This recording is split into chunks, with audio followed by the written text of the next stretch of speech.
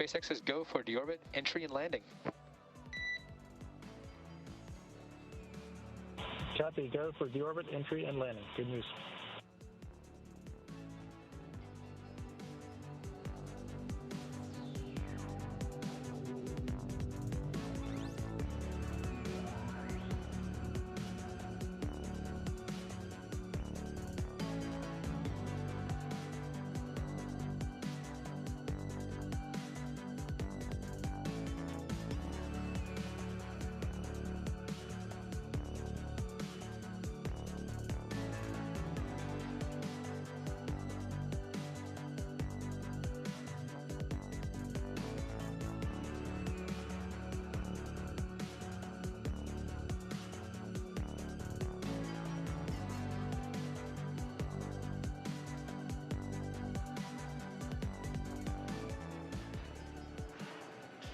And so again, we are providing continuous coverage of the Crew-2 return. We just heard the crew announce we are go for deorbit, entry, and landing. The SpaceX, or not SpaceX, the Crew-2 astronauts confirmed that. And so again, marching towards the 7:33 p.m. Pacific time splashdown, 10:33 p.m. Eastern time.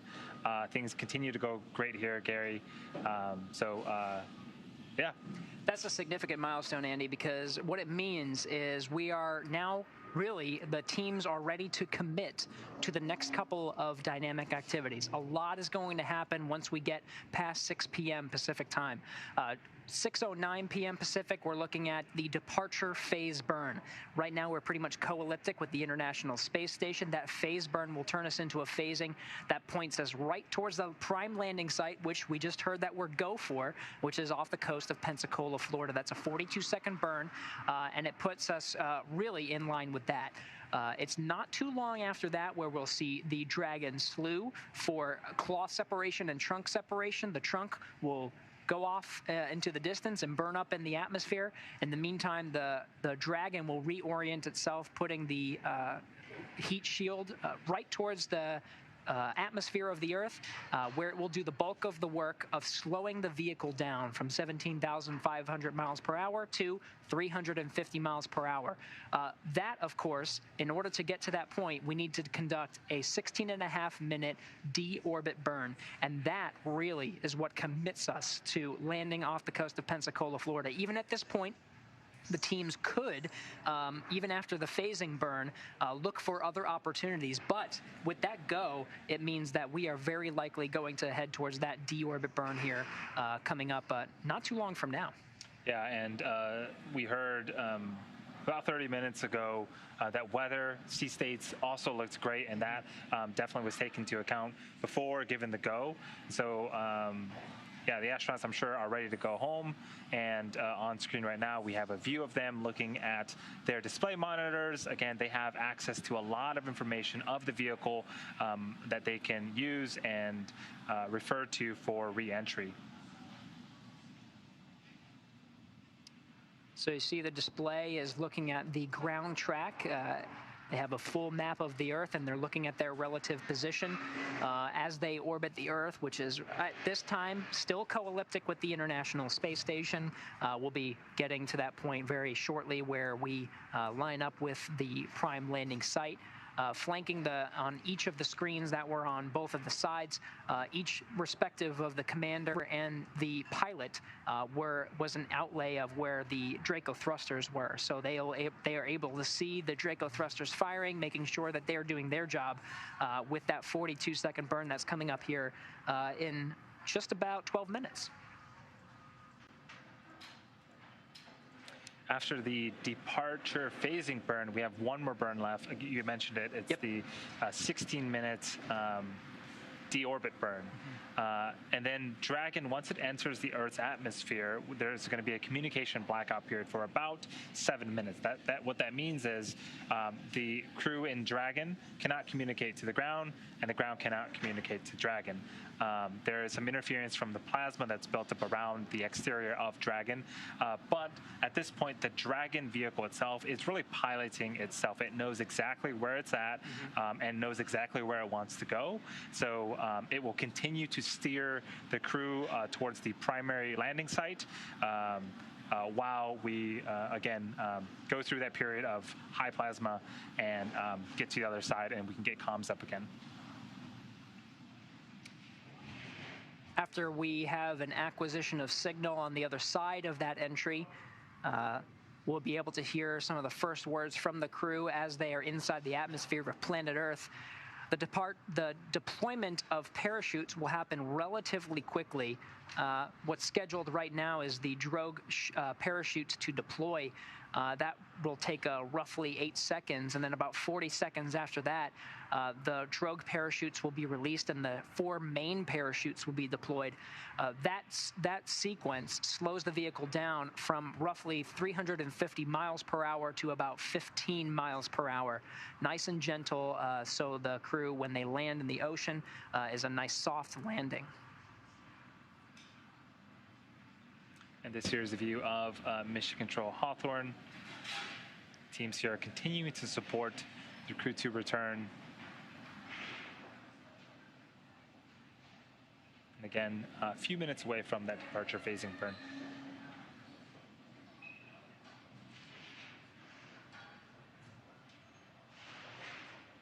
The teams here handed over to a new shift. There was a shift of flight controllers that looked over the undocking phase as well as the fly around and the exit of the approach ellipsoid, all of which was under joint operations with the teams over in Mission Control Houston.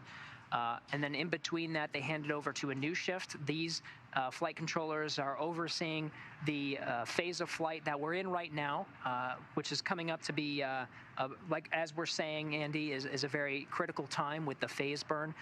We're going to be separating the Dragon trunk, committing to a deorbit burn and landing off the coast of Florida. Again, we heard a go for deorbit burn entry and landing. That means that the vehicle is healthy, the crew is prepared, the recovery teams are in position, and the weather out in Pensacola, Florida is cooperating. This is one of the reasons why we are doing this indirect handover, is for this moment. The Crew-2 astronauts undocked before the Crew-3 astronauts launched to the International Space Station, primarily because the weather that was predicted for tonight's landing was predicted to be very, very favorable. And we're hearing reports that that is true, that the sea states are very calm. The wind speeds are also calm, not exceeding 5 knots. The recovery teams are already out there, and we're aiming for our prime splashdown location off of the coast of Pensacola, Florida. Yeah, the Corps described it as lake-like, which right. is about the best thing you can hear if you're an astronaut coming home. There are a couple things that they look at. So the wave height is important, as well as the period of the waves, or how often the waves are crashing. So again, green on all accounts, really, in terms of sea state and weather, which is great and excellent news.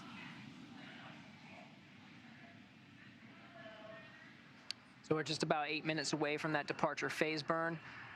It's not too long of a burn, about 42 seconds. On screen right now is a view inside the cabin. The arm, or the hand at the middle of your screen, that is Thomas Pesquet's hand of the European Space Agency. You can see that on his, I believe that's his left thigh, there's a tablet. That is where all of their procedures and instructions and manuals that they can refer to, it's all housed there. And so we heard the Corps and the crew talking to each other about certain procedures and steps. They're referring to that inside their tablets to make sure that, again, all of the things that need to be done and all of the procedures that need to be accounted for, they're all done when they need to be This done. view is spectacular right now. Just beyond where you see Commander Sheen Kimbrough and pilot Megan MacArthur, just beyond the pilot, you can see 2 patches that are 2 stickers that are on the walls of the inside of the Dragon cabin. That is the patches for the Demo 2 mission as well as the Crew-2 mission. This vehicle being a reflown vehicle. It flew Bob and Doug just a year and a half ago as part of the Demo 2 mission. That was the first mission mission inside Dragon with crew aboard. Just the 2 astronauts were part of that test mission, stayed on board for roughly 2 months before returning, verifying that endeavor and the operations needed for crews returning to space from American soil was go. And here we are, about to return crew from the International Space Station aboard Crew Dragon Endeavour for the 2nd time. And here's a great picture. We aren't able to really see their faces with the views that we currently have, but from left to right, Thomas Pesquet of the European Space Agency.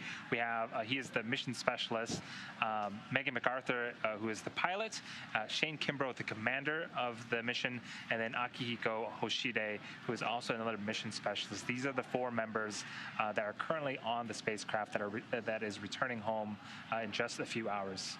In the same order that they're sitting. You can see from left to right, the order is the same. Flanking both sides of the middle is Thomas Pesquet on the left. You can see on the bottom left corner of your screen, he's mission specialist for this mission. He also commanded the International Space Station for just a little bit at the beginning of Expedition 66.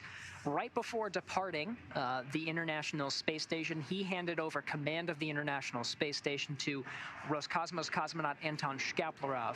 Shkaplerov will remain the commander of the International Space Station for quite some time before he departs and Expedition 67 begins. So that will be about 5 or 6 months from now before that crew, MS-19, departs from the International Space Station, Shkaplerov being commander for that entire period. Right before Shkaplerov departs, he'll hand over command of station to NASA astronaut Tom Marshburn, who is scheduled to launch from Pad 39A here in just about 2 days.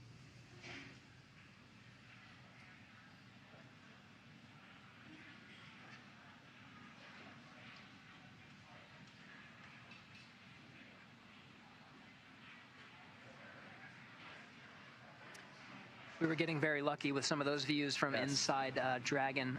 We'll see them periodically as we are able to see them. As the Dragon orbits the Earth, it catches various ground stations that are able to provide high bandwidth communications and provide that in-cabin video. You can see the crew. Really, the Dragon is flying itself. So they are just monitoring. They are looking at the different thrusters. They're looking at their trajectory. They're looking at the time. Because each of these maneuvers are executed at very precise periods. About 4 minutes from now is when we're anticipated to execute the departure phase burn. So they're just standing by, waiting for that period. You can see the reason that they're suited up is to give plenty of margin, plenty of space between the time that they suited up and some of the more dynamic phases of flight. The suits are not required for the entire journey from the International Space Station down to planet Earth. In fact, we even saw they had a period where they doffed or took off their suits. They had a little bit of time to have a crew meal. They had some fluid loading, really just drinking a lot of water in preparation for the 4Gs that they're about to experience. Before they had to put their suits back on again. The suits are required for primarily 2 different phases of flights. First is undocking, and the second being the re-entry phase.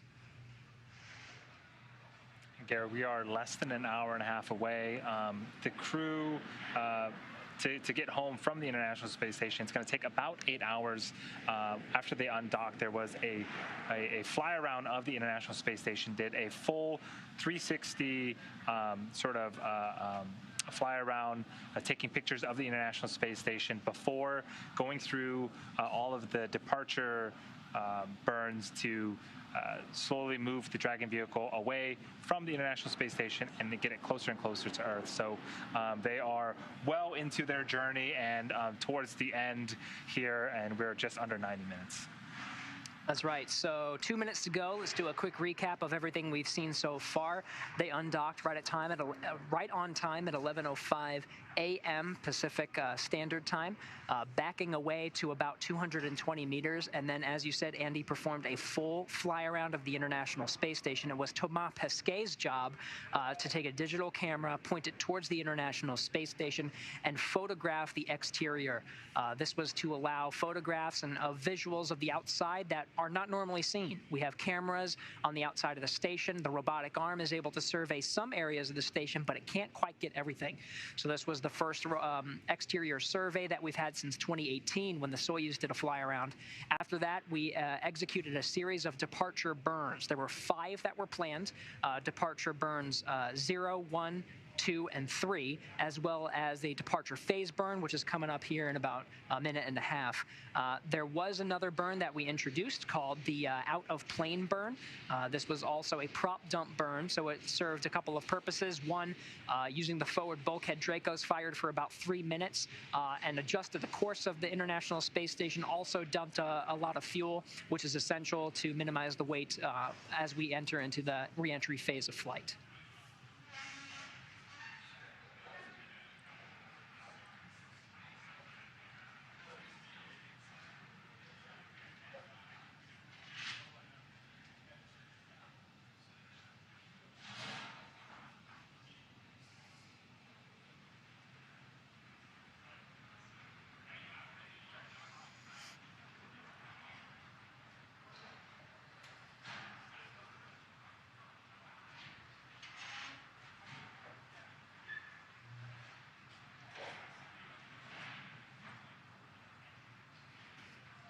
So we just saw the crew. They are seated and buckled into their seats, getting ready for, again, the departure phasing burn. It's going to line us up to our primary landing site, which again is off the coast of Pensacola, Florida. This is going to last about 40 seconds, and again, its job is to sort of point us, get us out of the plane, and direct us to where we need to be for the final burn, which is the deorbit burn, 16-minute burn that's going to take Dragon out of orbit and start to get it to re-enter the Earth's atmosphere.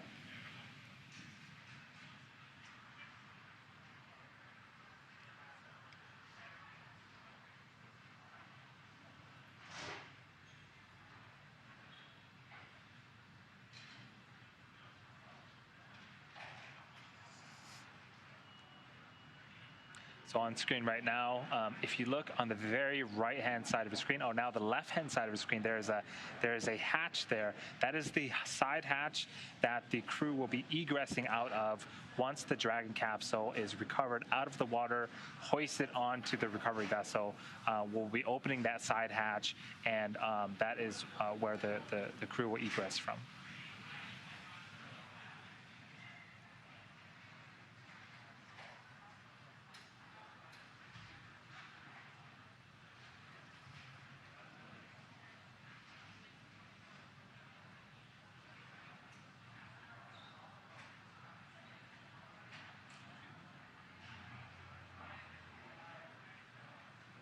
So there's on screen right now, underneath the display panels, there are some buttons. There are also some buttons on the armrests of the chairs.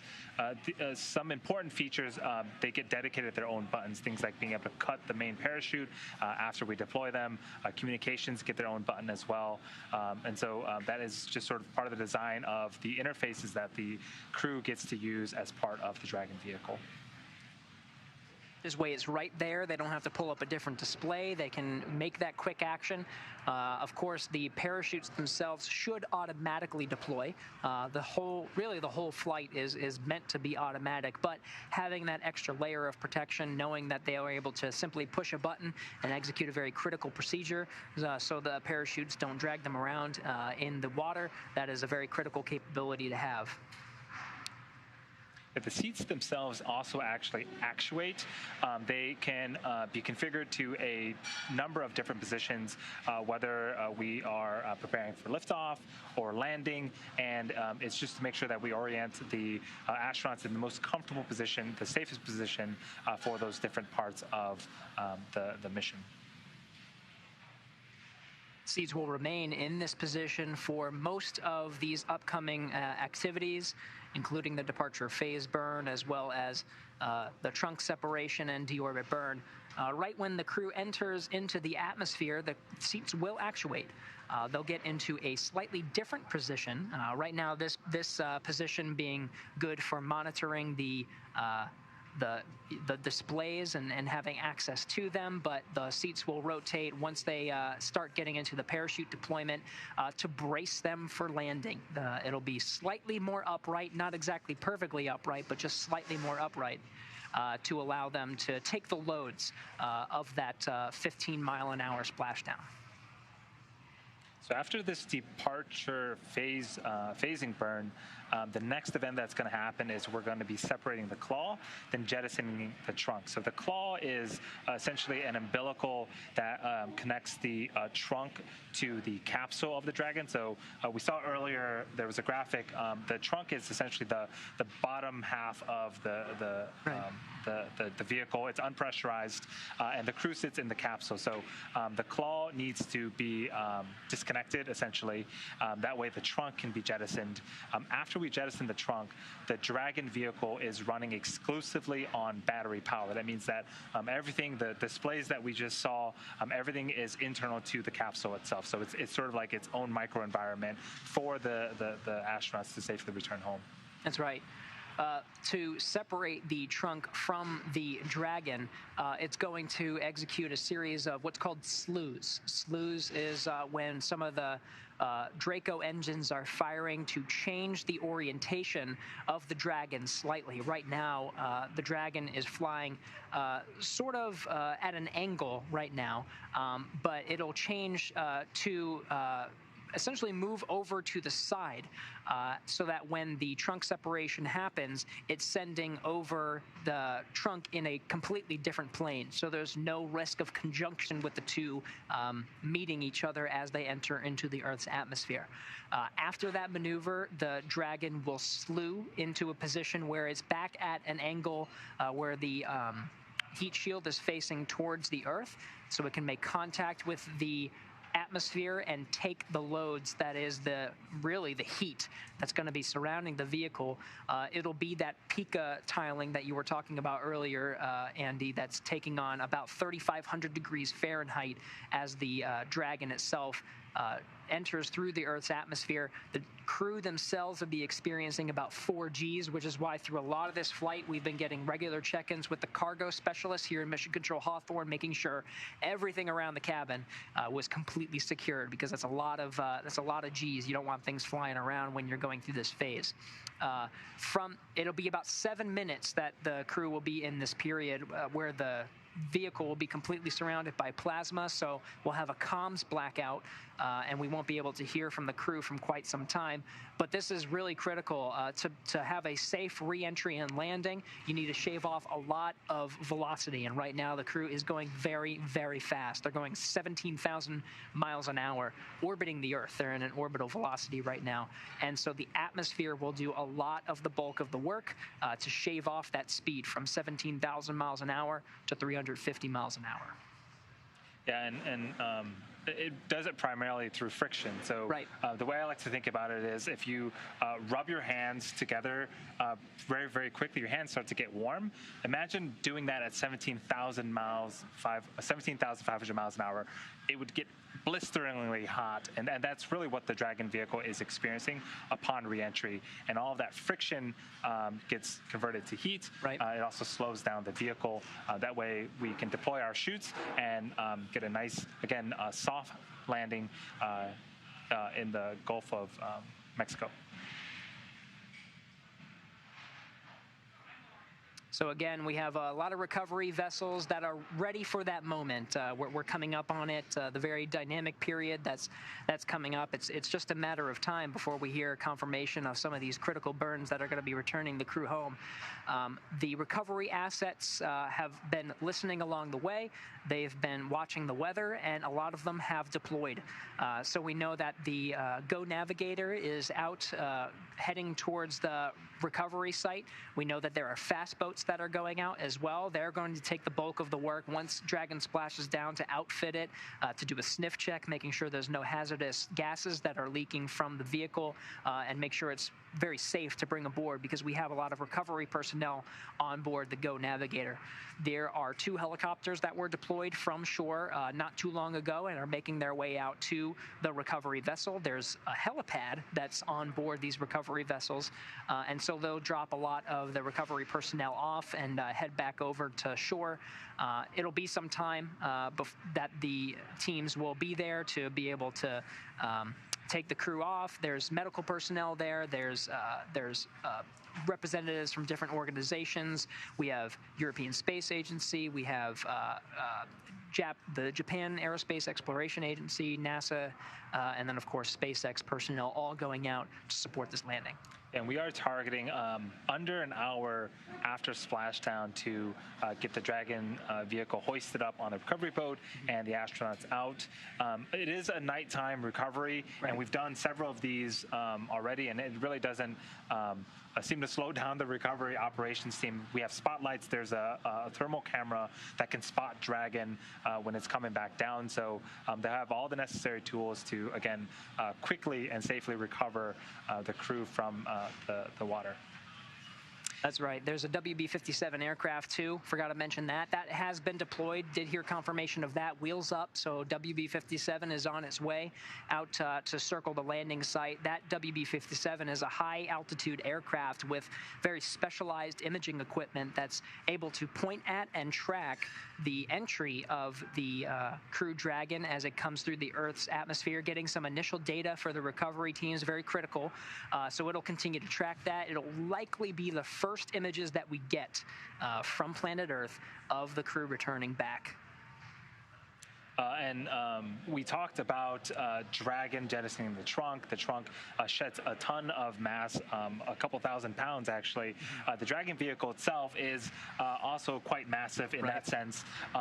When it splashes down, it's actually waterproof and it can float. So there really is no risk of water getting into the capsule.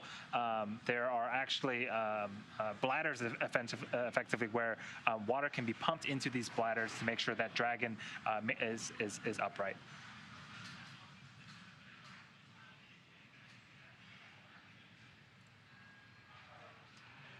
So for those just joining, you're watching live coverage of the return of NASA's Crew-2 mission. The Dragon vehicle Endeavour has departed the International Space Station at 11:05 a.m. Pacific time, or 19:05 GMT, with NASA astronauts Shane Kimbrough and Megan MacArthur, JAXA astronaut Aki Hoshide, and ESA astronaut Thomas Pesquet heading home back here on Earth. Following departure, Dragon did its first ever fly-around of the International Space Station and then underwent a sequence of departure burns. Since then, the crew has enjoyed one meal aboard the spacecraft, and, of course, they got suited up, which you're seeing from some of the views on board now. In this next phase of the mission is when things really get exciting, Gary.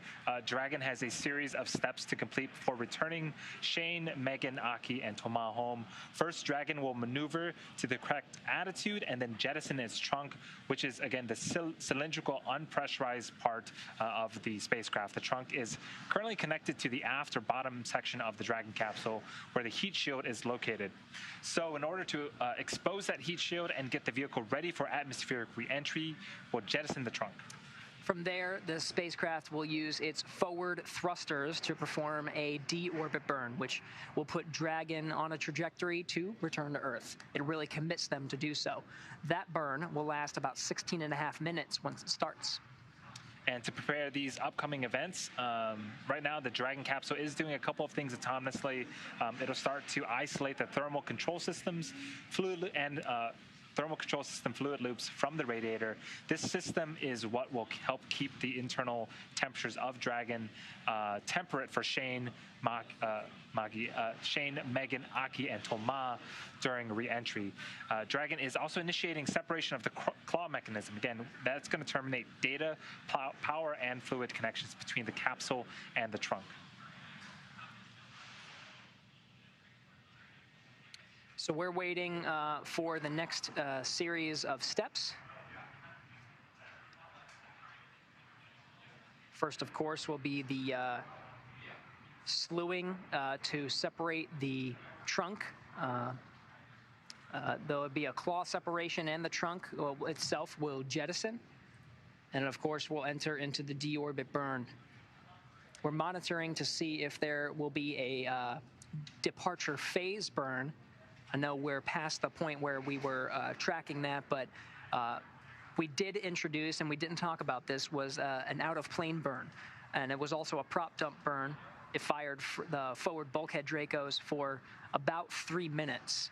And so the teams here are analyzing the phasing, and it looks like we'll make sure that there is not that departure phase burn, but we may be heading right into the deorbit burn here very shortly.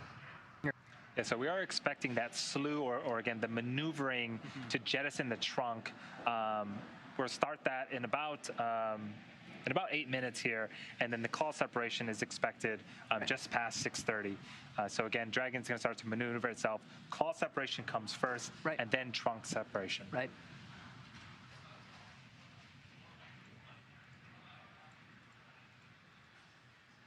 So again, we are providing continuous coverage. Gary's been here for the better part of the day, all the way from undocking, and then we'll cover through splashdown and recovery of the team as well. So don't go anywhere.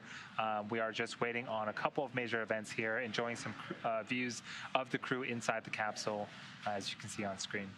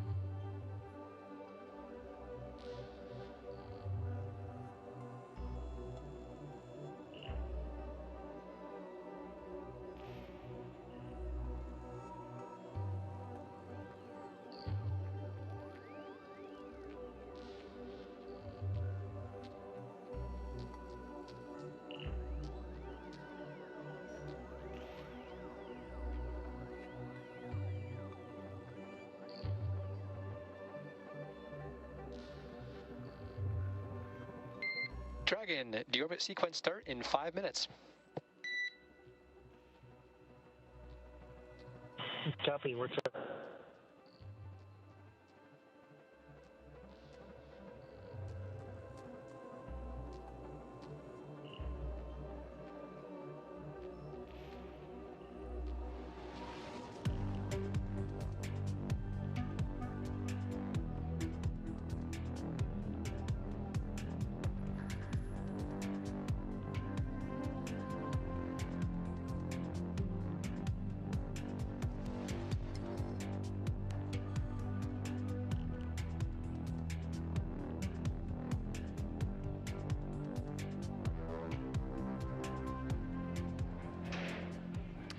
All right, so we are continuing to track the return of Crew-2 and the astronauts back to planet Earth.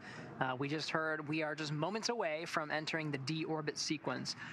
We did a quick fact check on some of the burns that we've been monitoring throughout today's flight as we've been providing continuous coverage, and we did get confirmation that that departure phase burn, which we have discussed, takes the Dragon out of the co-elliptic phasing that is really matching the International Space Station with both the perigee and apogee, and puts it on a course with that landing site, which is Pensacola, Florida. That did happen, so we do have confirmation that all of the phasing burns, the departure burns that are necessary to line Dragon up for the deorbit sequence, which we're hearing is about to take place here momentarily, that we are all lined up. All of the burns have taken place. Dragon is in a good phase, a good position to get ready for this next sequence of very critical events.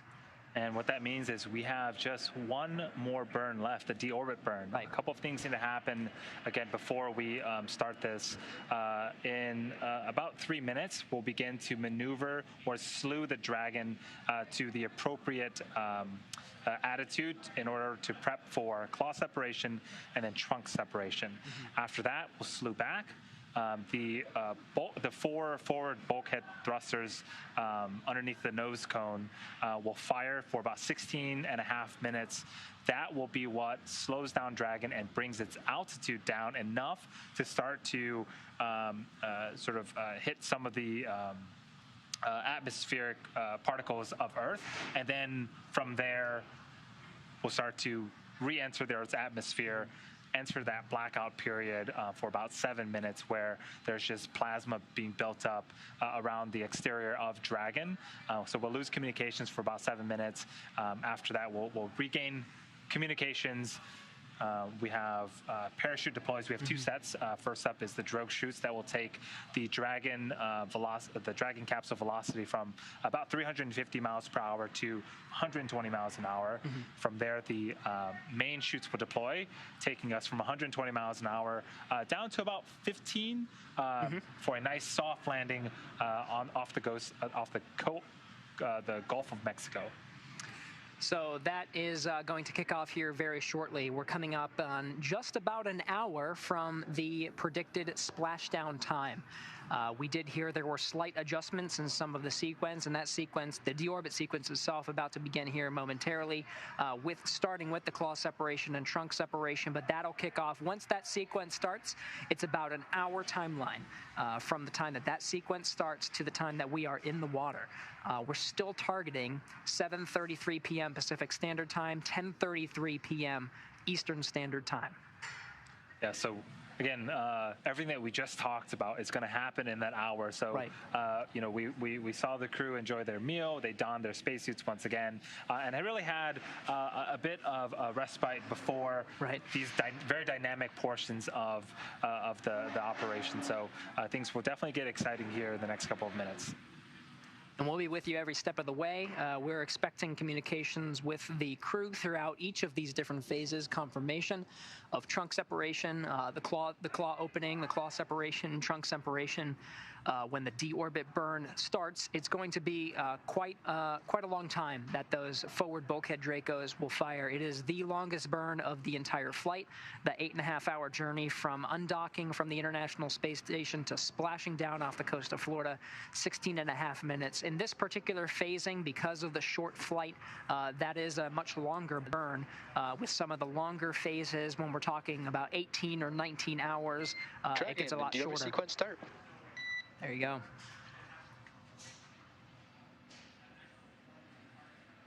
Copy.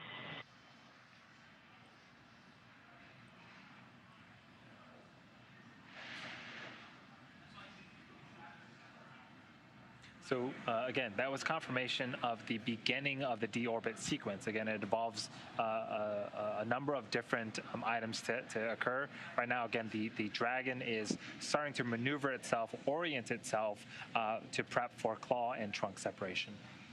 So the first step is the claw separation. Right now, we're in the preparation phase. This is an automatic sequence now that we're in the deorbit sequence, which just kicked off. It's an automatic sequence that starts with claw separation. The claw is essentially the umbilical that routes power to the Dragon capsule. It's connected as part of the trunk. So we'll disconnect that first. Pop off the trunk, so to speak, and once that happens, the Dragon capsule is running exclusively on its own internal batteries. Right.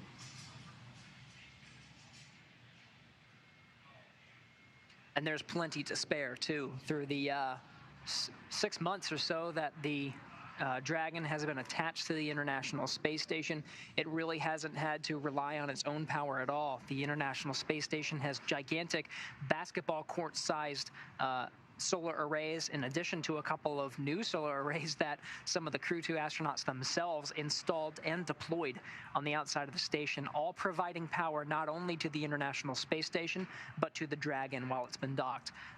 During the docked phase, the Dragon itself is connected via umbilical that provides communication and, of course, power to the vehicle. So the batteries were fully charged for the ride home, and then even upon separation, you can see, you were able to see through some of the views, the trunk itself has a series of solar arrays that are on one side of the trunk, able to provide a small amount of power throughout this phase of flight.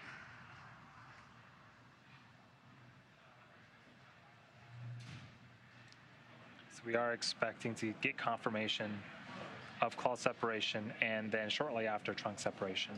And we did hear claw separation is confirmed.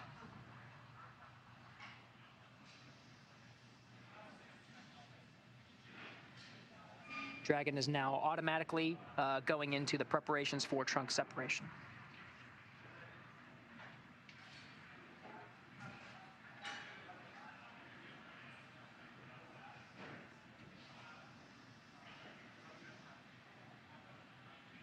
Trunk itself. Separating it exposes the heat shield. Again, that is very necessary to protect the capsule from the high temperatures that it will be experiencing during re-entry. Dragon, nominal trunk jettison. Copy, nominal trunk jettison.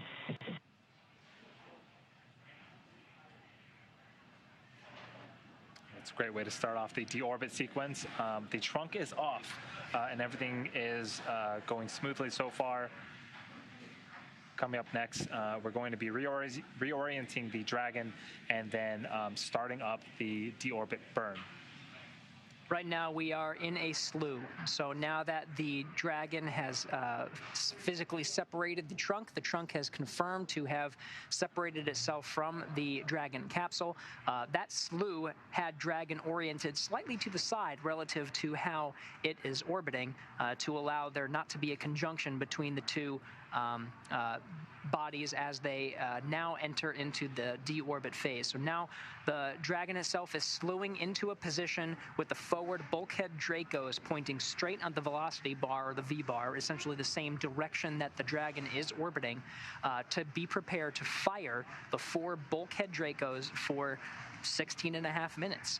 That sequence should be coming up here in about 2 minutes. We should be hearing the confirmation that the forward bulkhead Dracos are firing.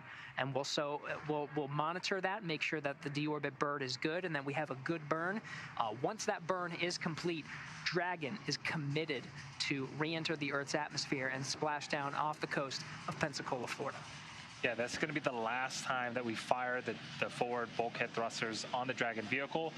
And so, again, after we finish the deorbit burn, the nose cone, which is currently open right now, we're going to be closing that. It takes a couple of minutes to close, and then it latches shut. This protects the avionics and all of the items underneath the nose cone, but we'll latch that shut because we're not going to be firing the Dracos anymore. And then Dragon really will be on its trajectory towards the primary landing site off the coast of Pensacola. And we're hearing confirmation from the flight control teams here in Hawthorne.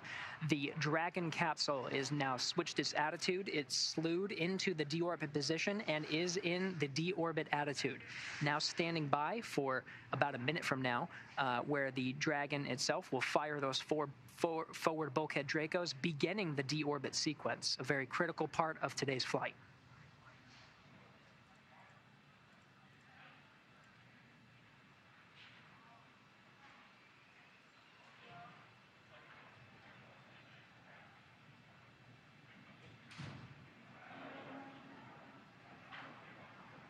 So yeah, we will be bringing continuous coverage all the way through splashdown and recovery of the crew. On screen right now is a view of Hawthorne Mission Control. Folks are starting to gather around, anticipating Crew-2's return, again, off the coast of Florida in under an hour now. That's right. We are in the home stretch.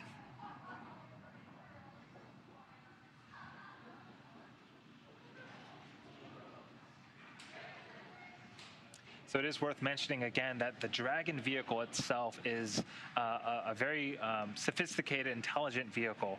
The maneuvers that it has been doing throughout its undocking phase and part of its downhill sequences really are autonomous.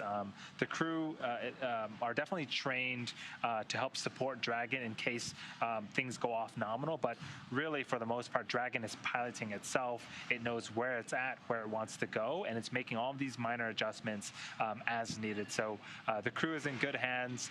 They are definitely on the trajectory they need to be to return home safely back here on Earth.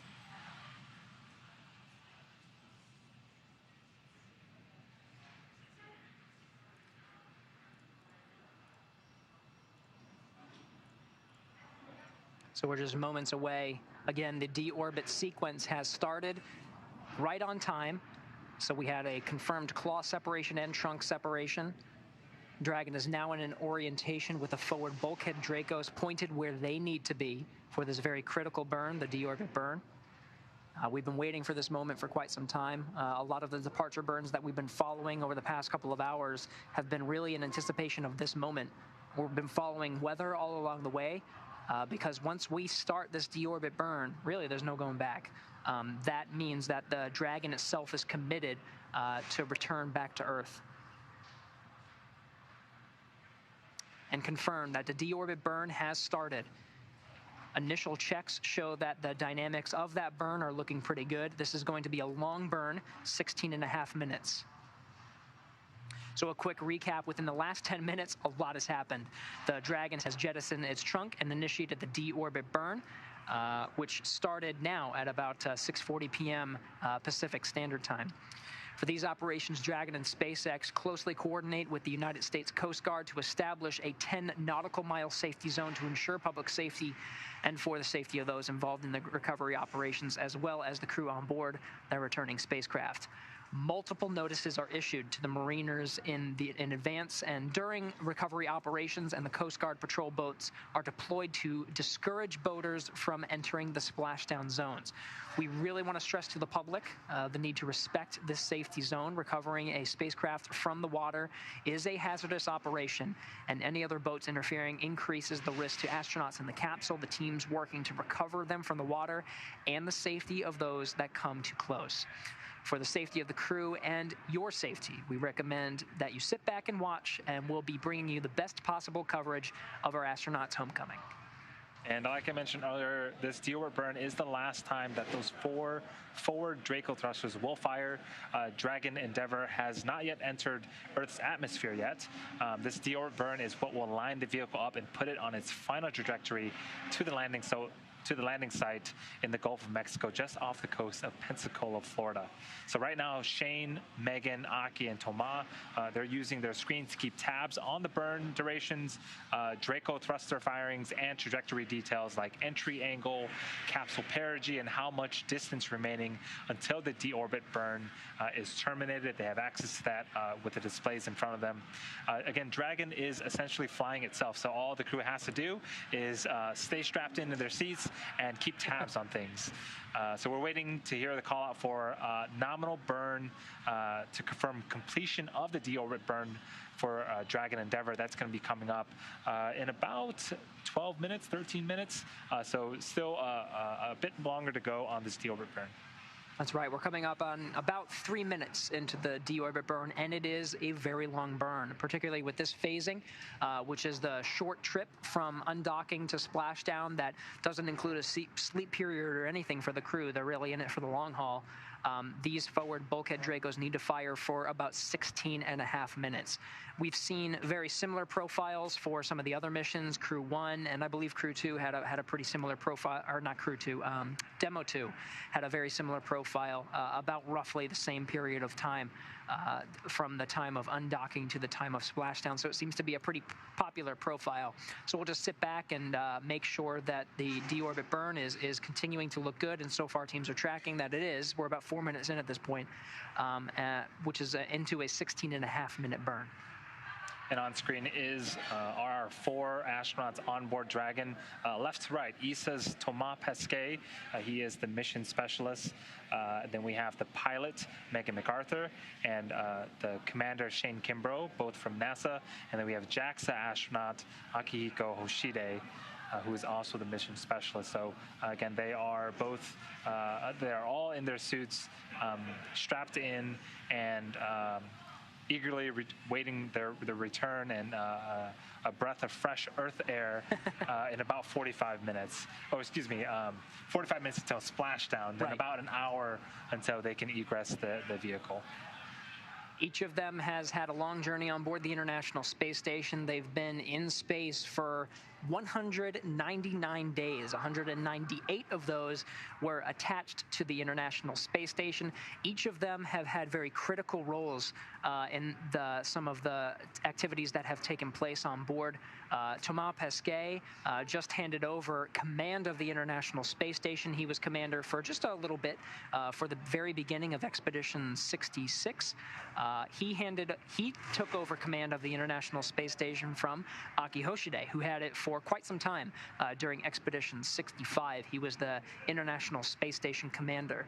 Of course, we heard that Shane Kimbrough is the commander for the Crew Dragon vehicle, and each of those 3 have conducted several spacewalks on board the International Space Station. There have been 4 spacewalks completed that each of them took part in. Thomas Pesquet taking part in all 4 of them. There was one spacewalk that was to set up one of the station's power systems with a modification kit in preparation for future solar arrays. That was done by Thomas Pesquet and Aki Hoshide, the first time that international astronauts not from the U.S. or Russia were part of a spacewalk, so they did make history there. And then, of course, Shane Kimbrough conducted 3 of those himself, so he has 9 spacewalks under his belt, and he has one of the all-time records for most amount of time in space for any U.S. astronaut. He's sitting at 388 days of his career total over his 3 space flights to the International Space Station and as part of a shuttle mission as well.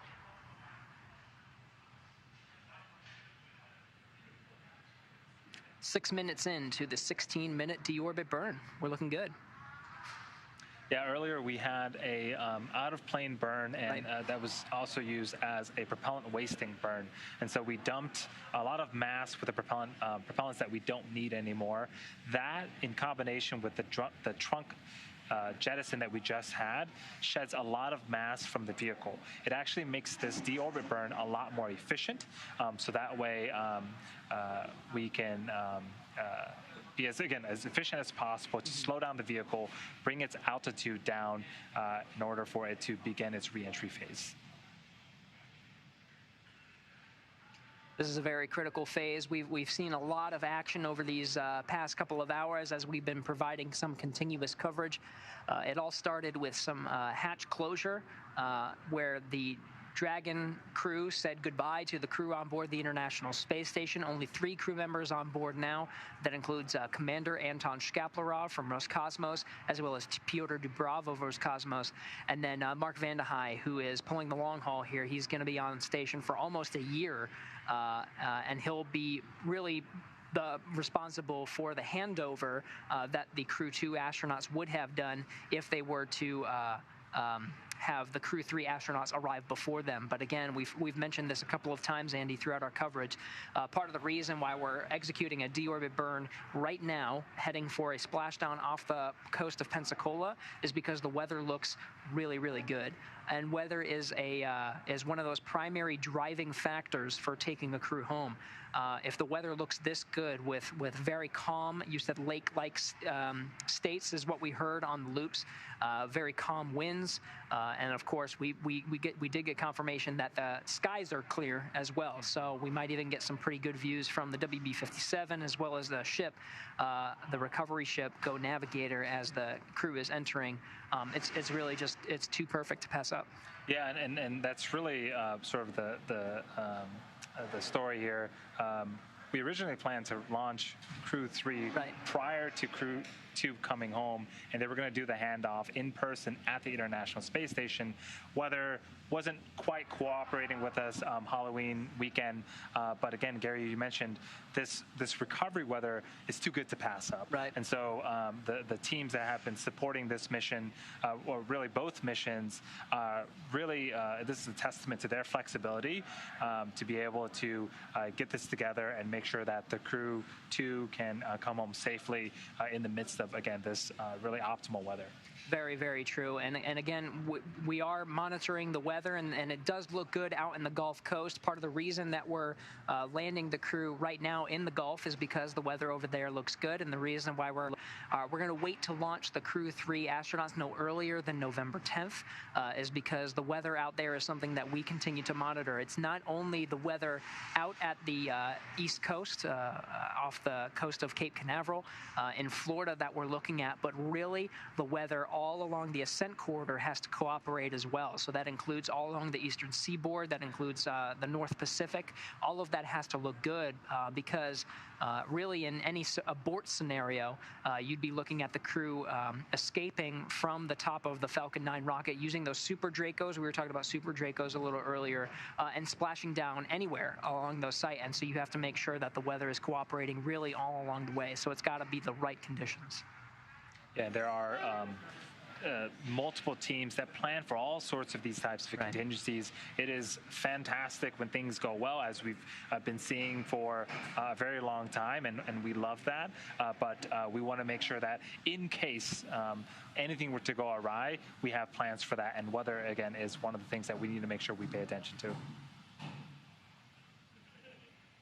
So we're about six minutes away from finishing this deorbit burn. Again, this is the last burn for the Dragon vehicle. After this, we'll close the nose cone, flip the Dragon around, and start to head into the Earth's atmosphere.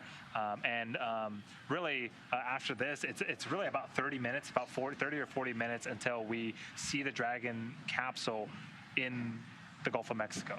It's going to happen very quickly.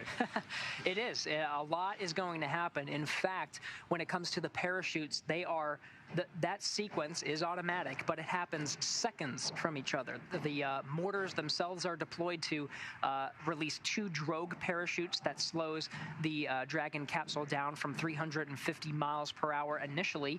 Those are the right after we get outside of the blackout zone, which is when the Dragon itself is entering through the atmosphere, engulfed in plasma, so the communications can't get through. But right when we exit out of that and we get an acquisition of signal and are able to talk to the crew inside Dragon again, they should be traveling at roughly 350 miles an hour. But once we deploy those drogue chutes, all of that's going to really happen at about 7:29 p.m. Pacific time, 10:29 p.m. Eastern. The drogue parachutes will deploy, they'll stay out for a little bit, and then 40 seconds later, the 4 main parachutes will deploy. And from 350 miles an hour, with that sequence that's happening really in the matter of 1 minute with all of the parachutes, that'll gently slow down the Dragon and its crew down to about 15 miles an hour. Yeah, and we mentioned safety. We've been talking about safety throughout this whole broadcast. As soon as the Dragon capsule hits the water, one of the first things that happens is the main chutes get cut. And what this means is today there are really no winds, essentially, but we wouldn't want the Dragon capsule to be pulled by wind in any direction, so we'll cut the parachutes immediately upon splashdown. And there's a boat that is part of its main function is to go out and recover that parachute.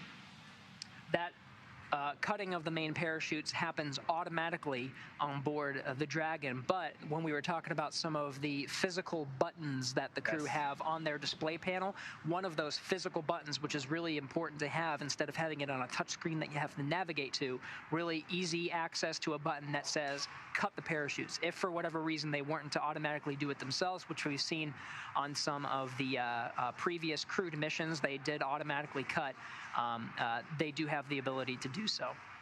Yeah, these parachutes have been tested hundreds of times.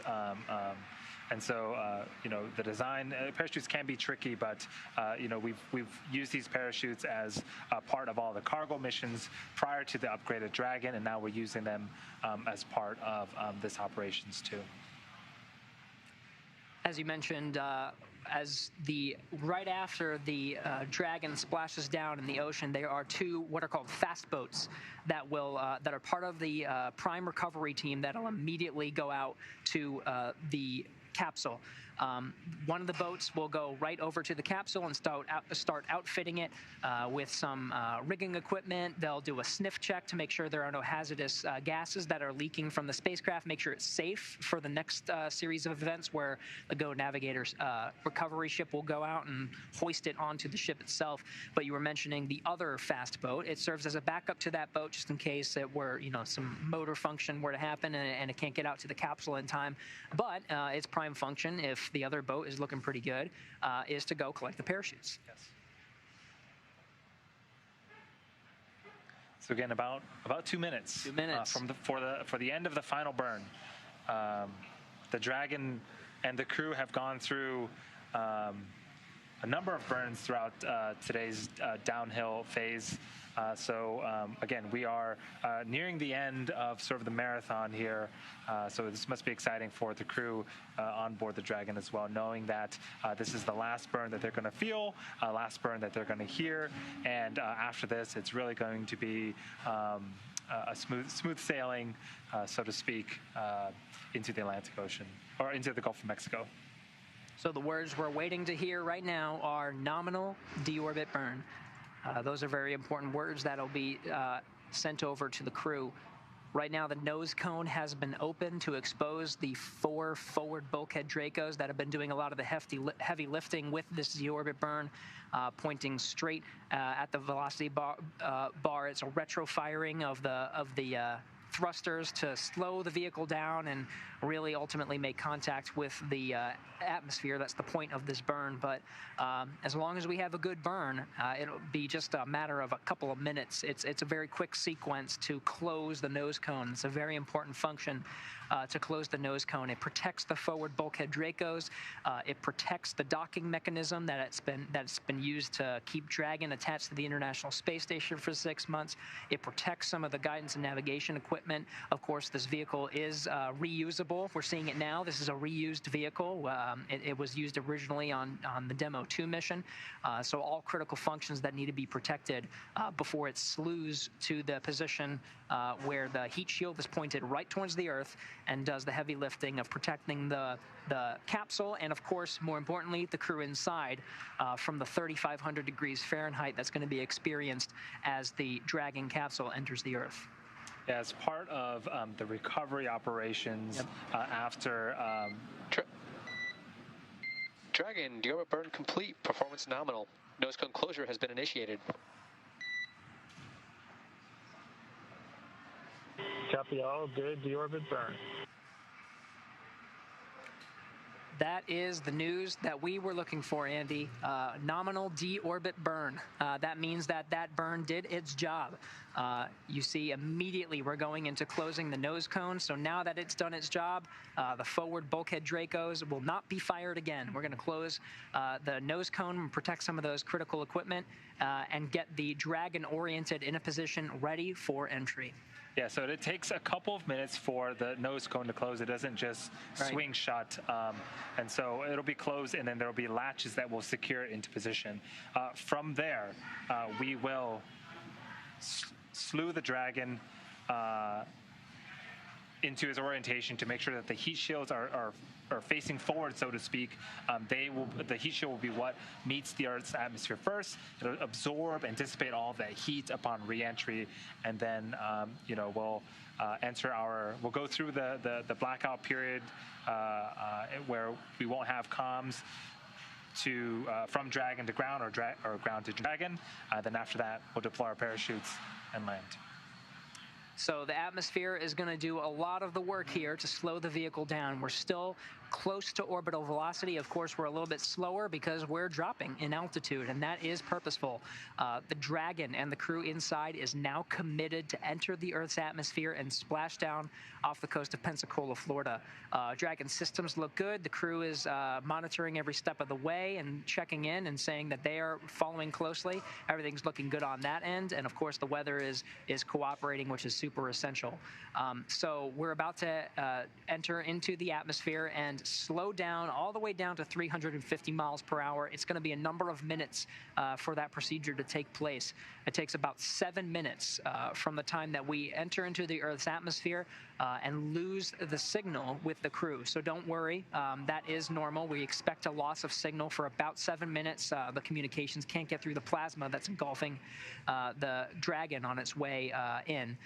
But it should be about a 7-minute period as predicted, right? So there might be a little extra lag time in there just depending on a series of events. But they'll be calling to the crew at the end of that anticipated period to check in and hear how that sequence went and make sure everything is good for the next series of automatic events, which is the deployment of the parachutes and eventual splashdown. Yeah, it is important to note that prior to the deorbit sequence, we did hear communications from the crew to the core here. They were updated on timelines, so the crew onboard Dragon knows exactly what to expect too. They know when the blackout period is going to happen. They know when approximately the signal is going to be coming back, and we typically hear pings sometimes from Dragon to ground, and sometimes from ground to Dragon, waiting for the acquisition of signal. So there are no surprises. Every party that's supporting this mission is well aware of what is about to happen. So it's going to be a number of minutes until we actually get into the entry sequence. Right now we're coming up at about 7 p.m. Pacific time, which is 10 p.m. Eastern Standard Time. It's about roughly another 20 minutes until we actually get into that entry interface. So it's still some time. We are right now in a good position with the deorbit burn sequence initiated, and it puts Dragon in an orientation getting ready. We can see it slewing now to get ready for that entry prep. Really with the heat shield pointed towards the Earth. So we're in the final stretch here, Andy. It's really happening. So we should get confirmation, if not already, that the nose cone has closed, and we are getting confirmation nose cone is closed. And so again, we are slewing to the right orientation, and during this for the next 19 minutes or so, Dragon's altitude is decreasing, and then once we get low enough and start building that friction, we will enter the blackout communication. So around 7:19 p.m. Pacific time is when we're expecting the blackout communications period. So as we begin the second half of entry, Dragon is now beginning to flush nitrox into the cabin and continuing to top off Shane, Megan, Aki, and Tomas' suits with cool air. Again, this is what will allow the cabin temperature to remain comfortable while external temperatures reach 3,500 degrees Fahrenheit. That heat shield is pointed forward, leading the capsule to that landing site. Yes, and we are targeting the primary site today, tonight, off the coast of Pensacola, Florida. So very exciting. Under 30 minutes, or just over 30 minutes. 7:33 p.m. Pacific time is our targeted splashdown time. Right. We did hear that call up to the crew that we're still targeting that same exact site, even with slight shifts in some of the other events, particularly with the loss and acquisition of signal, that 7-minute blackout period that we were talking about. But all in all, we're still looking at that same time for splashing down in the Gulf of Mexico. So stay with us. We're going to continue to provide coverage through this very dynamic sequence. We will, even after splashdown, we're going to remain on air. We want to make sure that the crew is safe once they splash down off the Gulf of Mexico. So once they splash down, it takes less than an hour in nominal recovery procedures to go out to the boat, or to go out to the capsule, rather, and outfit it to get onto the Dragon nest, which is on the recovery ship, and bring it in for the hatch opening, the side hatch, and recovering the crew inside. We'll continue to provide coverage as each of the 4 astronauts egress or exit from the capsule itself. We hopefully will get some views of them, maybe pumping fists, or as long as they're feeling healthy, of course, we'll get some views of them on the recovery ship. And after that, we are looking forward to talking to some leadership from some of the respective agencies. We're expecting to have some representatives from NASA, the European Space Agency, and the Japan Aerospace Exploration Agency call in to provide some final comments now that we can declare a mission success. All coming up very soon, but first we have to pay attention, of course, on the mission itself, making sure that these crew members are about to return to homes, return back to Earth safely.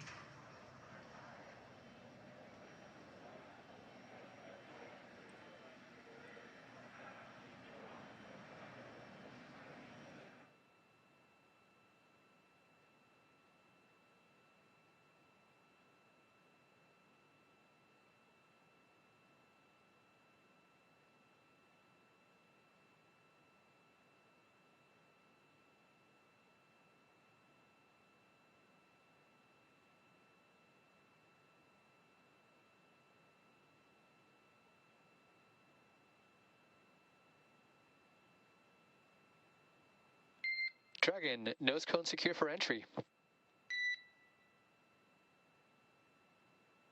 Endeavour copies. Nose cone secured.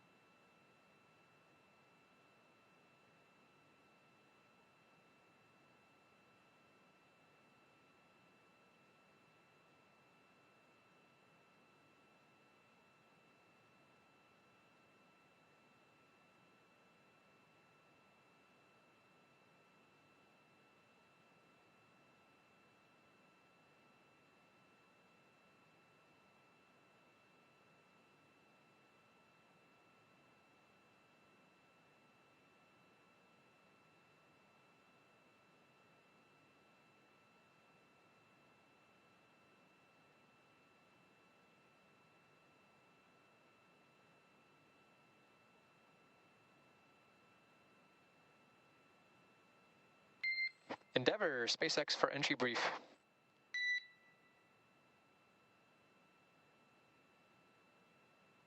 Go for entry brief. Shane, things are looking really good. No deltas to timeline.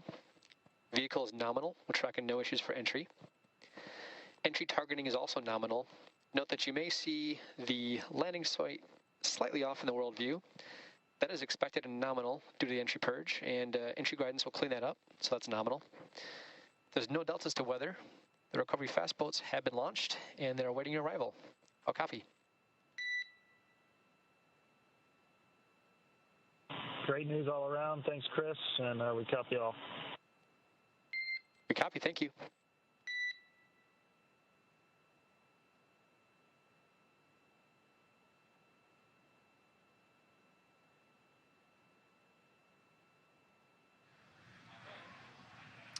Further affirmation that everything continues to look good. We did have a successful deorbit burn, and so we're just really in a waiting period right now before we begin that entry coming up in approximately 10 minutes when the crew themselves will enter into the Earth's atmosphere and the heat shield being pointed in the right direction. And the vehicle itself will slow down over the course of about 7 minutes until they get on the other side into the Earth's atmosphere, and we can talk to them again, slowing down from 17,000 miles an hour to about 350 miles an hour. That briefing was spectacular, Andy. It sounds like the weather is cooperating, and all of the recovery teams are in place. In fact, the fast boats that we were talking about earlier have already deployed. We are getting ready to bring these guys home. Yeah, there are really no changes in what we were expecting or what we heard prior to the deorbit sequence. So in that sense, everything was great leading up to the deorbit sequence, and everything remains great right now for crew splashdown and recovery. So again, we've been hearing nothing but good news all broadcasts. We are about 5 minutes away from slewing of the Dragon to orient it correctly, and then a few minutes after that from anticipated loss of signal. Again, that communications blackout period due to the plasma buildup around the Dragon capsule. So a lot's going to happen. Let's go through the sequence of events here while we have a little bit of time as we're waiting for that slew, of course, and then, of course, the entry sequence itself. Once the Dragon slews or orients itself right in the precise position where the heat shield is pointed in the right direction, Andy, as you mentioned, we're going to enter into a period where we will lose the signal, and that's just because of the plasma that's building up on the outside of the spacecraft. Communications can't get through, so the plasma is building up because we are using the atmosphere itself to slow us down. We're going about 17,000 miles an hour now, and we need to slow down quite a bit eventually to get us to about 15 miles an hour. So the bulk of that will happen during the entry into Earth's atmosphere. It'll shave off from 17,000 miles an hour to about 350 miles an hour. From there will be a sequence of parachute deployments. First with the drogue chutes that'll perform the initial slowdown from 350 miles an hour to, I think it was, you said, about 120 miles an hour. And then from there, it's only a matter of seconds, about 40 seconds after drogue chute deploy, that those will be cut off, and the 4 main parachutes will deploy from the Dragon itself, slowing it down to about 15 miles an hour. We are aiming right on time for a glass-like, we've heard lake, I've heard the word pool, wave conditions. Out at Pensacola, Florida, look absolutely pristine. So things are looking pretty good for us so far. So after splashdown, we just heard that the fast boats are on their way to the recovery site. There are 2 of them. The first fast boat will approach the Dragon capsule that's in the water and do a couple of things. Really, a lot of safety checks to make sure there isn't any ordnances or any type of chemicals in the air. They'll also do a vehicle integrity check to make sure things are looking great on the vehicle, and then give the go for the rest of the recovery team to approach the vehicle. The other recovery vessel, as long as that first fast boat is able to do its job, the other fast boat will go ahead and recover the main chute that's in the water. If the first fast boat, for whatever reason, motor failure, who knows, cannot do their job. It serves as a redundant vehicle. From there, a rigger who's typically approaches the vehicle on a jet ski will approach the vehicle and actually physically climb up on top of the Dragon capsule. They carry with them a lot of hardware, a lot of hoisting equipment that they'll need to attach to the capsule. And this is really to prepare the vehicle to be, again, lifted out of the water. There is a larger recovery vessel that has a sort of hoisting a crane of sorts on the back of it, and there's a platform or nest that the recovery vessel will hoist the Dragon capsule out of the water, place it on the nest, secure it in place. From there, a couple more checks will happen, and then we can finally get to see the crew egress the Dragon capsule. That's right. The nest itself moves a little bit further in. SpaceX for crew entry preparations.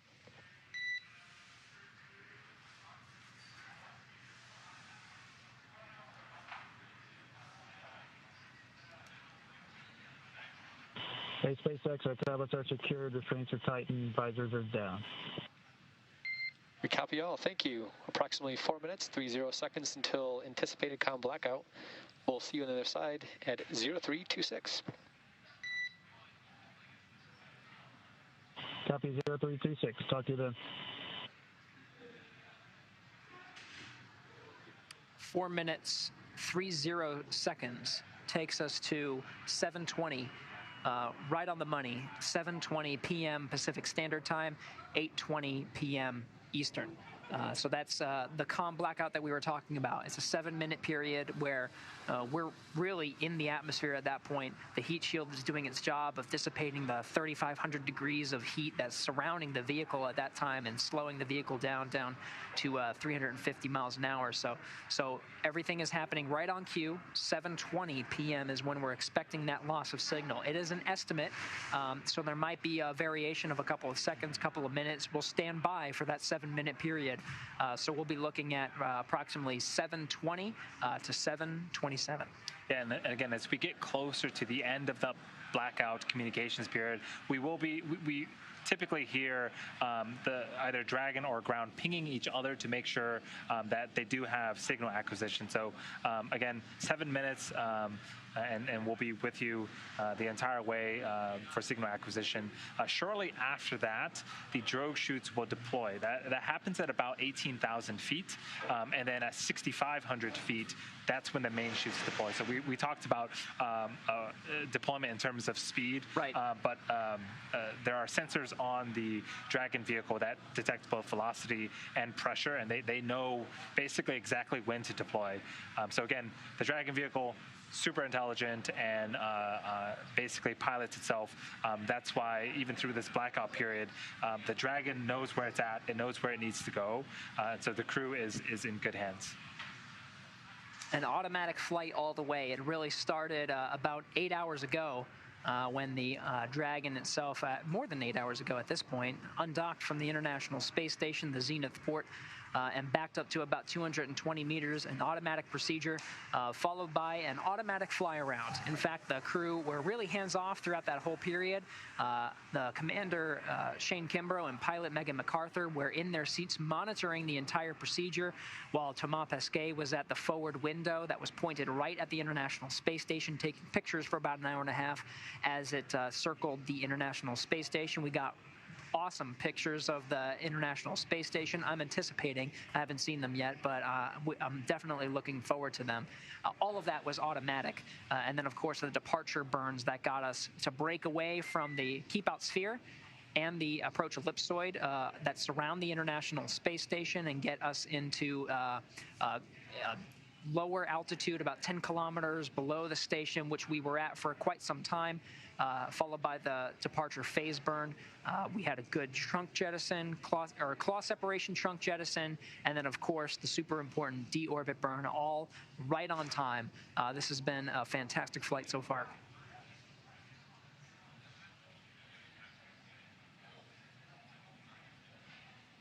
So we are just 25 minutes away from splashdown.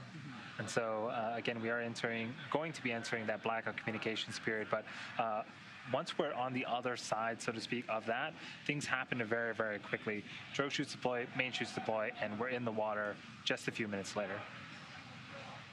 And you mentioned, Gary, the WB-57 is up in the air. It is equipped with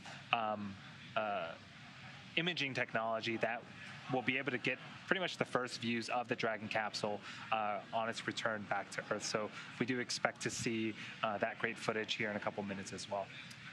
We're about 30 seconds from the anticipated loss of signal. This is really the beginning of a 7-minute period where the crew themselves will be okay. We're hearing from the Dragon teams here in Mission Control Hawthorne. They're starting to see some drag, so we are now making contact with the upper limits of the atmosphere right now. That's going to be slowing the vehicle down quite a bit. Now seconds away from the anticipated loss of signal.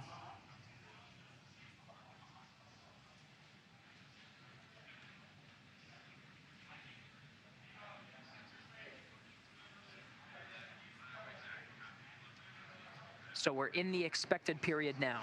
That was the anticipated loss of signal. So the clock starts approximately now until about 7:27 p.m. Pacific, 10:27 p.m. Eastern. Now in the blackout and entry period, and we did hear that we did hear some initial confirmation from the Dragon teams here. They're starting to see some drag, so we'll see the vehicle slow down here quite a bit.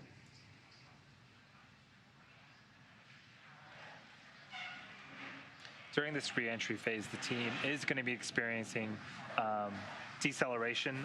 Right now, they're going through that, as well as when the parachutes deploy.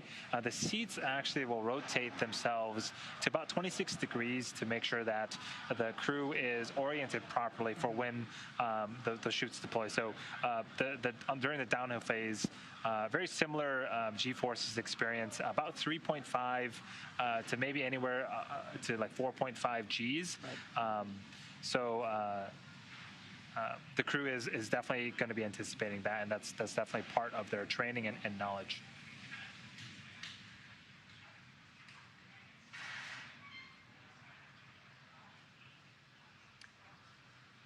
So we're standing by.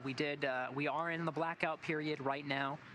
This blackout period expected to last an additional 6 or so minutes until we hear some of the first calls from the crew inside Dragon. Now slowing down from 17,000 miles an hour to about 350 miles an hour when we hear them on the other side of this blackout period.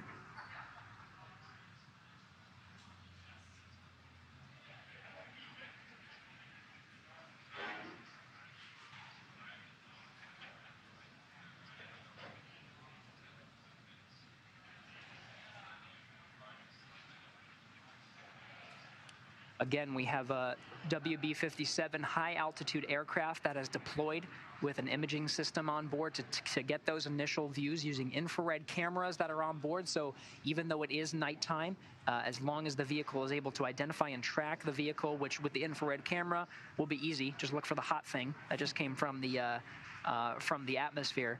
It'll be able to get those initial views and confirmation of the status of the vehicle, the very first confirmation, which is very critical to the teams monitoring the operations. And of course, the recovery teams that are out in the Gulf right now. Fast boats have been deployed, so we got confirmation of that.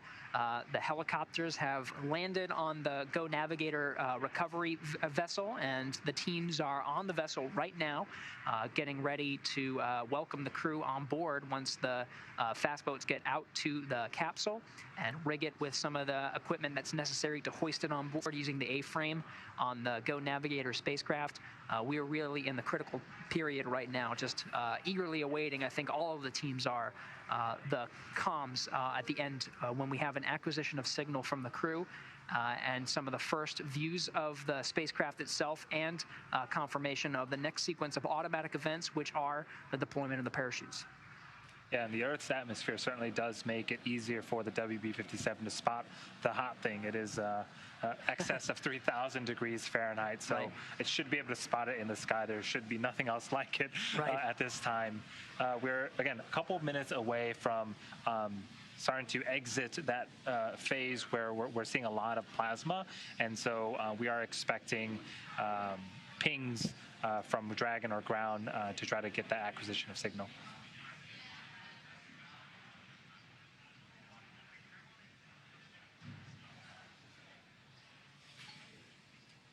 So again, I mentioned things are going to be happening very, very quickly as soon as we get out of here.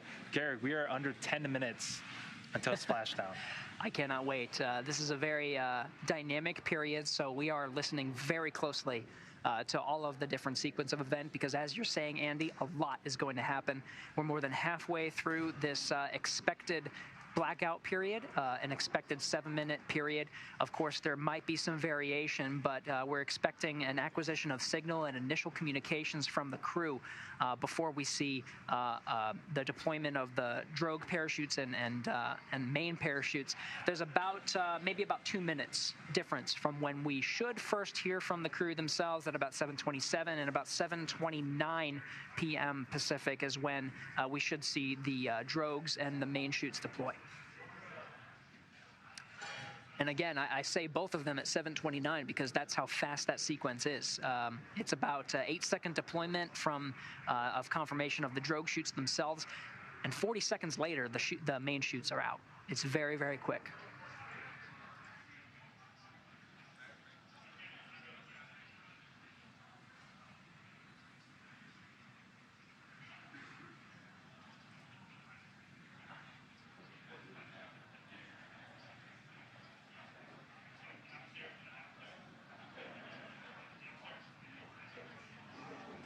So really, any minute now, we are expecting anticipated acquisition of signal to reconnect that communications line between the spacecraft and the folks here on the ground at Earth.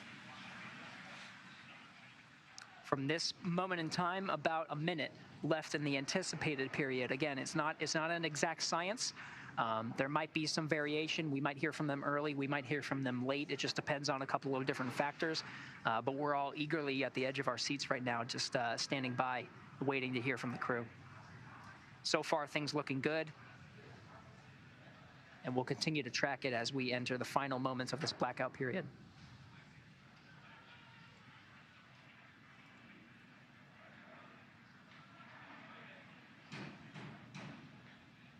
We're getting WB views, the first views of Crew Dragon. Look at that tail. That's the 3,500 degrees. Yes. Look for the hot thing, right? It is the hottest thing in the sky right now. That is such a, it's literally lighting up the Endeavour, sky. SpaceX, come check. Beautiful, beautiful. Wow.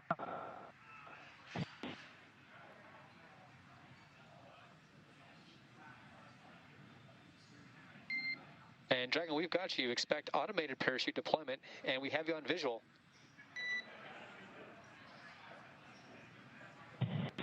Automated shoots.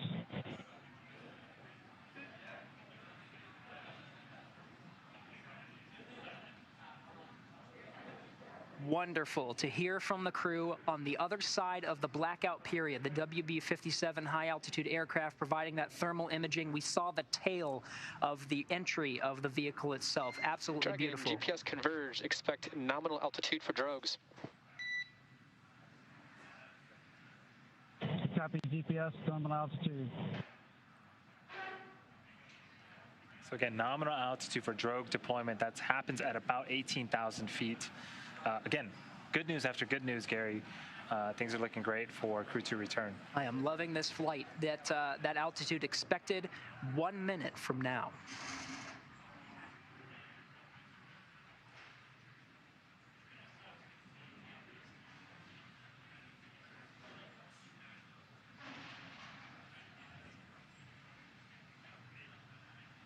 Right as anticipated, Andy. Dragon, brace for drogue window. We're braced. The thermal imaging system on board the WB-57 is getting us great views of the capsule, but should give us equally good views of the drogue deployment, expected seconds from now.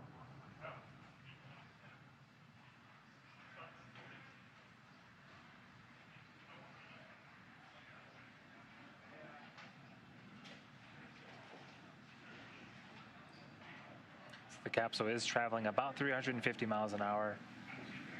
and the drogue chute's job is to slow it down to about 120.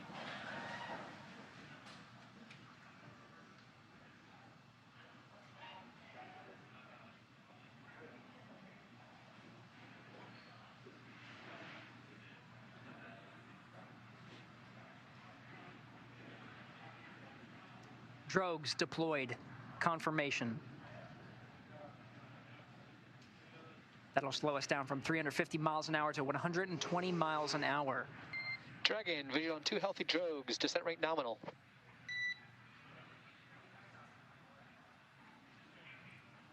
Copy, great news. So in about 30 seconds, the main chutes are going to come out. There are 4 of them, and they deploy at about 6,500 feet. Oh, Gary, look at this. This is an excellent view of the drogue parachutes. There it is. Drogue separation. Main chute deploy. We'll wait for confirmation of 4 healthy mains.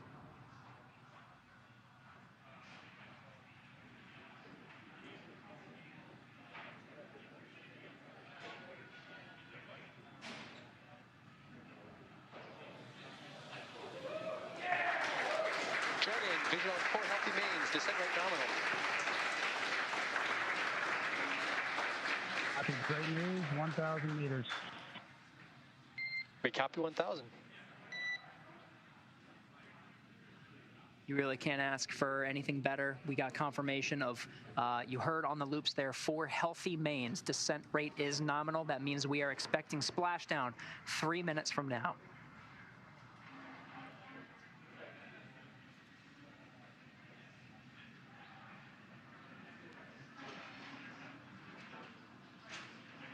Visually, you can see one of the mains taking slightly longer to inflate. Meters. But the teams are tracking that as a nominal inflation rate, and the descent rate is as expected. We do have 4 healthy mains, and we are expecting an on-time splashdown.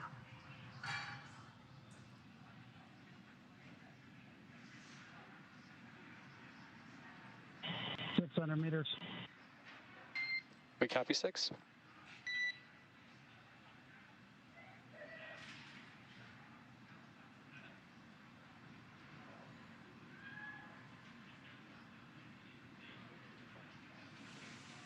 So 600 meters. This is a better shot of those 4 healthy main parachutes attached to the Dragon spacecraft Endeavour as it continues to descend. 400 meters.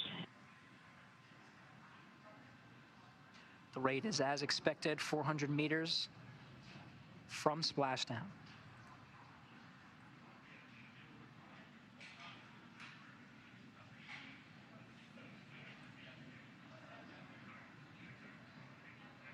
$300 meters.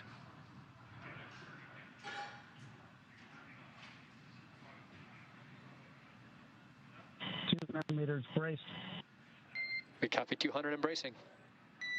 Standing by for confirmation of splashdown.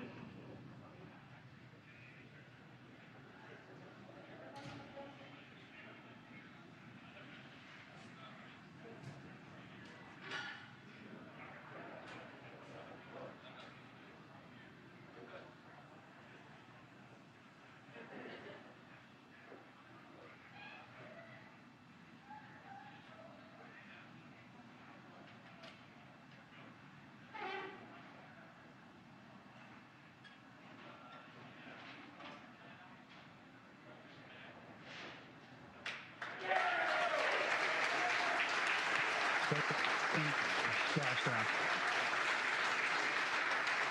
SpaceX C splashdown and mains release.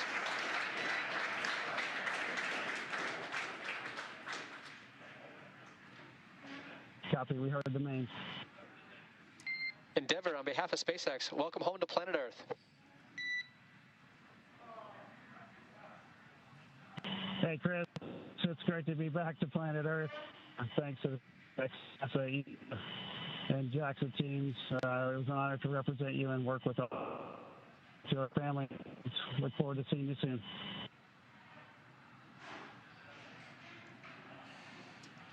Splashdown confirmed at 7:33 p.m. Pacific, 10:33 p.m. Eastern Standard Time. 4 astronauts of Crew-2, Shane Kimbrough, Megan MacArthur, Aki Hoshide, and Thomas Pesquet now safely returned to Earth. Confirmation that the main parachutes have been cut, and you can see from the thermal imaging camera that the fast boats are already on their way to meet up with Crew Dragon Endeavour. Now splashing down off the coast of Florida for the second time. Direction 3, we think we're...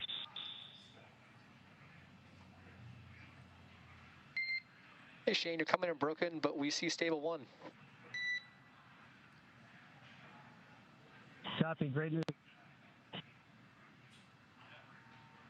Stable 1 is the configuration that we were hoping for. Stable 1 means it's in the ocean upright and as expected.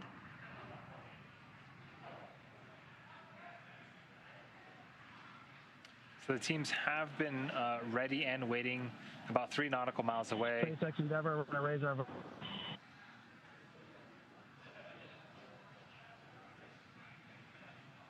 And Dragon, please repeat.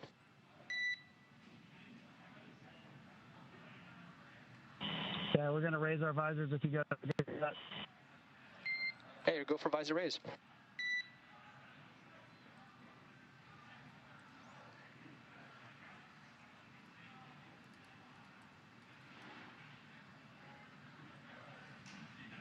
So it looks like the astronauts inside are going to be lifting those visors. The recovery team has been waiting about 3 nautical miles away.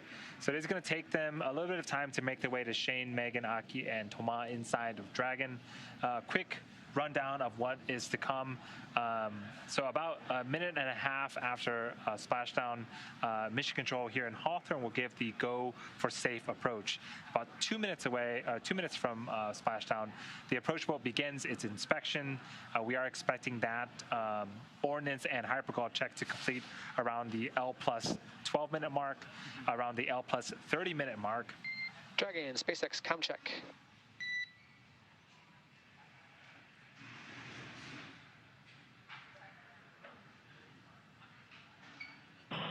Endeavour has you loud and clear, SpaceX. We have you loud and clear as well. We stopped the boat. We have you much better now.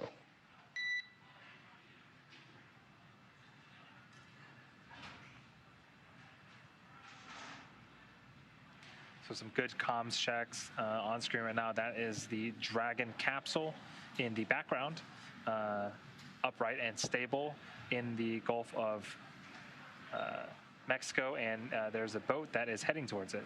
So at about L plus 30 minutes, the Dragon rigging is expected to complete. Again, rigging is where an employee as part of the recovery team will physically climb on top of Dragon and attach hardware necessary to hoist Dragon up and out of the water.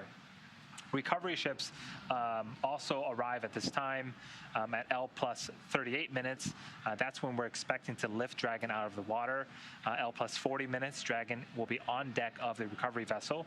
And then at L plus 48 minutes, we are expecting Dragon hatch to open and the crew to egress after about 6 months in space. That is the goal, to do this in under an hour, and it seems like the crew is right where they're supposed to be, right on time. We're getting thermal images of the fast boats out near the Crew Dragon Endeavour in the wonderfully smooth waters of the Gulf of Mexico, as predicted, which is fantastic. You can see there's 2 boats that are out towards the recovery vessel once we get a smoother lock on the vehicle itself. One of them collecting the parachutes, the other doing some of the rigging that you were talking about, Andy, which is super critical to the next series of steps. Dragon, SpaceX's go for recovery personnel to approach. Expect personnel alongside momentarily. Okay, copy that. We're ready.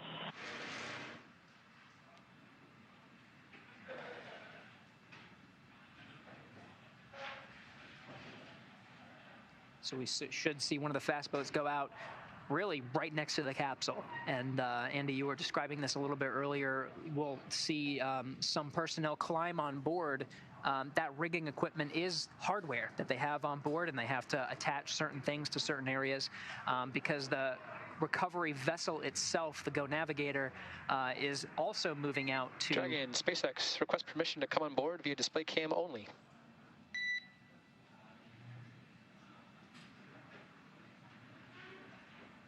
You're welcome on board on the display cam, SpaceX. We copy. Thanks, Shane.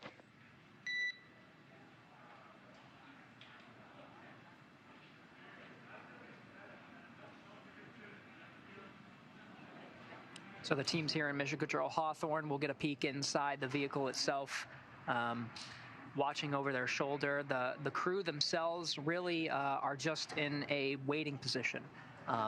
Their seats were rotated for chute deployment and for splashdown, so they're in a slightly more upright position. Although they're not completely upright, it just help them to brace. You heard that a couple of times over the Dragon to Ground calls, brace for those chute deployments and for the splashdown itself. But really, they're in just a waiting posture at this point as the recovery teams do their job. It'll take the Go Navigator recovery vessel, which we're getting some of the images from right now, the thermal images. It takes it quite a bit to get out to the capsule itself, about 30 minutes, which is why we have the fast boats. The fast boats doing a lot of the work ahead of time to prepare it so that really when the Go Navigator arrives right next to the spacecraft, it is ready to hoist onto the recovery vessel and onto the Dragon nest. You can see that each of the boats are outfitted with spotlights to make sure that they can, again, do all of their functions properly, as this is a nighttime recovery out on the East Coast. But it looks like they have plenty of lighting. And this is the second time that this particular capsule has landed. Right. So this capsule Endeavour was used as part of the Demonstration 2 mission last year, flying Bob and Doug, and it has splashed down and been recovered once before, so this is not its first rodeo. Really a testament to the capability of these American spacecraft that are rotating crews to and from the International Space Station as part of these expeditions. It is truly an international team. From the camera views that you're seeing right now on board the Go Navigator is teams representing NASA, SpaceX, European Space Agency, and the Japanese Japan Aerospace Exploration Agency, all of them on board. Truly an international government and commercial joint effort to make something like this possible.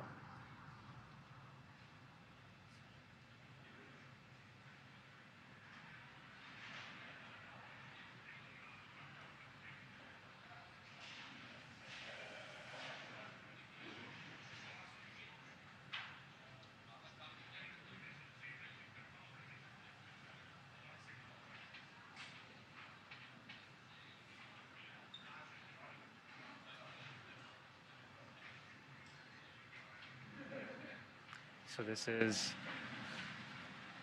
is the first fast boat. Right now it is essentially doing safety checks, making sure that ordnances and hypergalls are still not persisting in the area immediately around the vehicle.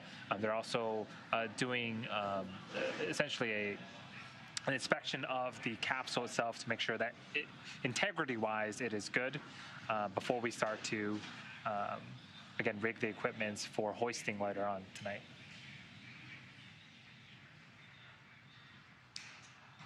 So again, it's going to take some time. We're shooting for less than an hour to bring the Dragon Endeavour onto the recovery ship and to open up the hatches and egress the crew, or take them out and bring them onto the medical facilities. I can only imagine the views that were possible from right there in the Gulf of Mexico.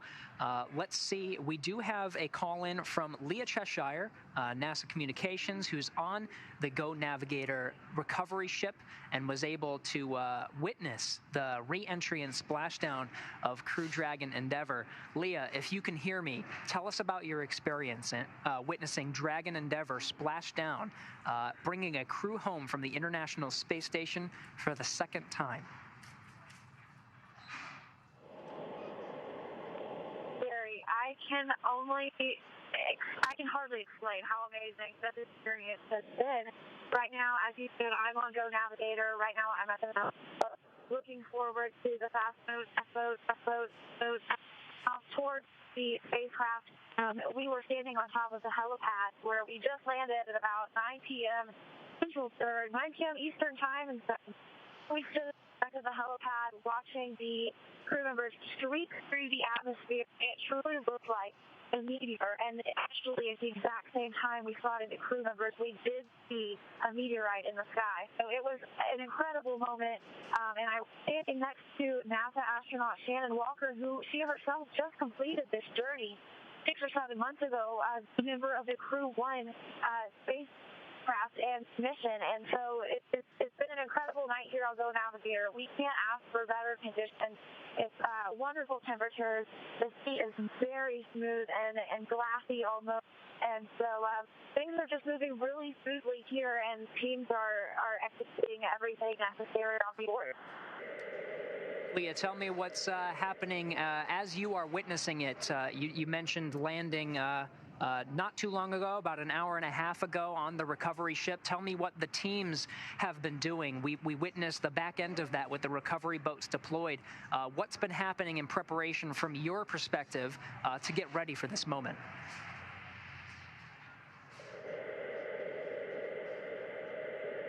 We saw the fast boats and the jet skis pull up next to us, pretty near us, as we waited for the capsule to re-enter the water. And I actually have a very good visual of the capsule right now.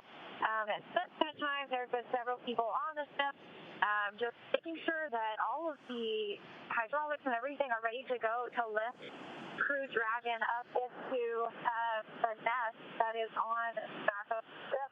And you'll see that as it pulls toward the platform that they will egress. They'll then move into medical checks. So all the team members here on the boat, Dragon, Spacex for status a couple update. of flights tonight on the helicopters, and they're ready to jump in. Go ahead for status update. Hypergol sweeps and unfired ordnance checks are nominal. Rigging is in progress. Approximately 5 minutes until capsule lift. Stand by for a PMC as our next step. Copy 5 minutes before lift and standing by for PMC. All right, we're hearing private medical conference coming up. Megan, we can hold for a minute if you'd like, just to finish the sat phone ops if you'd like. Sounds good. I will call you back in 1 minute. All right, and we're hearing those the crew sounding healthy from inside Crew Dragon Endeavor, walking through the final steps, getting a private medical conference. Leah, one more question before we let you go and witness some of the next series of events. Of course, we're going to be following all along the way, but after the crew enters into the Go Navigator vessel and does those medical checks, what are the next steps to get the crew home? Either in Houston or in the European Space Agency? It is an incredibly expedite process. So the crew members, after they've completed those medical checks, they will board a helicopter right here on the boat within just a couple of hours of splashing down. And once that takes off,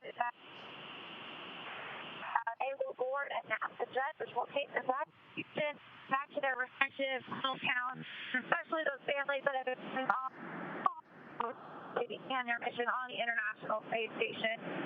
Everything is moving on, and I wait to have it. Leah Cheshire, NASA Communications, thank you for joining us and telling us a little bit about what's happening there at the recovery site. Best of luck to you.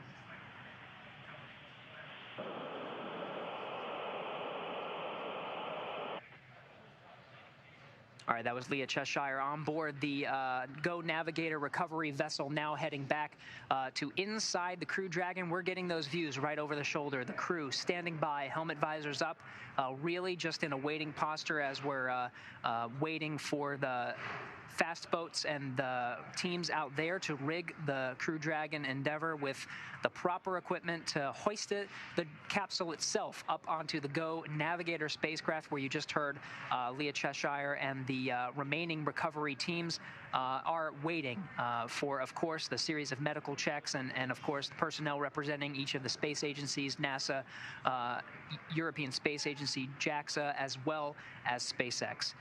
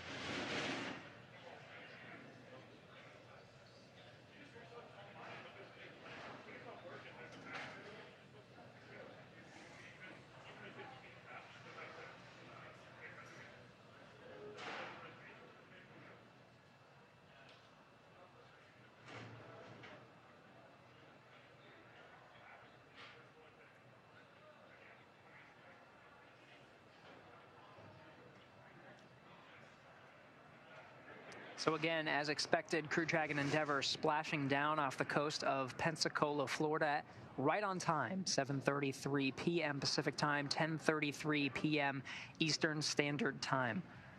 An incredible journey. We got a fly around of the International Space Station, documenting the exterior of the orbiting complex with digital photographs. The first time we've done that since 2018 with a Soyuz survey that was done. A lot of elements of the space station have been added since, so we'll be able to document that and check on the status of areas that can't normally be seen by some of the exterior cameras, as well as the robotic arm. You see, we are getting views from inside Capsule Endeavour.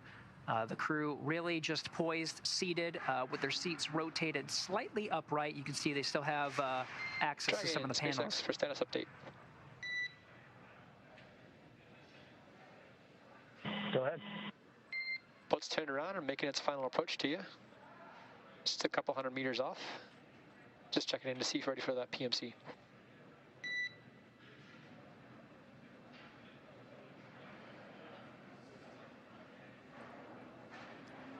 We are ready for the PMC. All right, in work. Next person you hear from should be a no.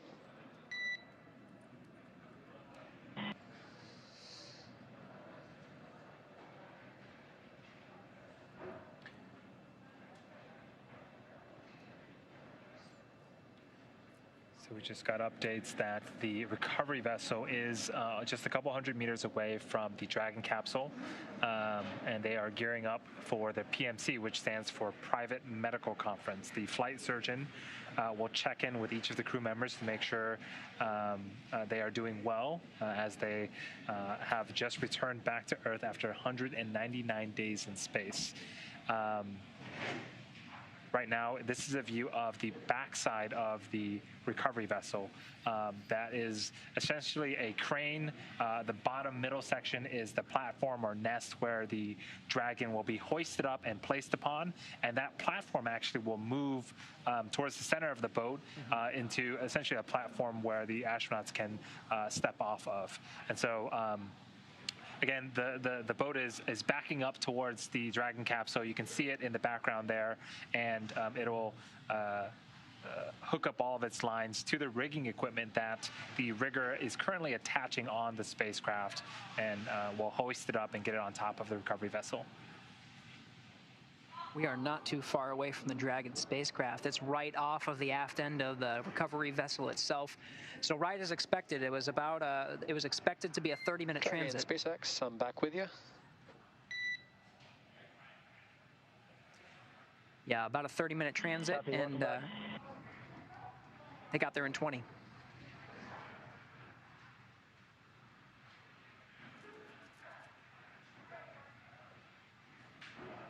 I think a big part of this is you look at the seas right now, and there's effectively no movement, Gary. Leah described it, witnessing it firsthand. It is glass-like. Pristine, yeah. Which makes really for the recovery operations just that much easier. Really one of the very critical reasons why we are in an indirect handover posture. Again, the Crew-2 astronauts landing in the Gulf of Mexico before Crew-3 launched, it was really for this reason. It was because the weather at this moment in time was predicted to be as smooth and as fantastic as the weather predictions forecasted.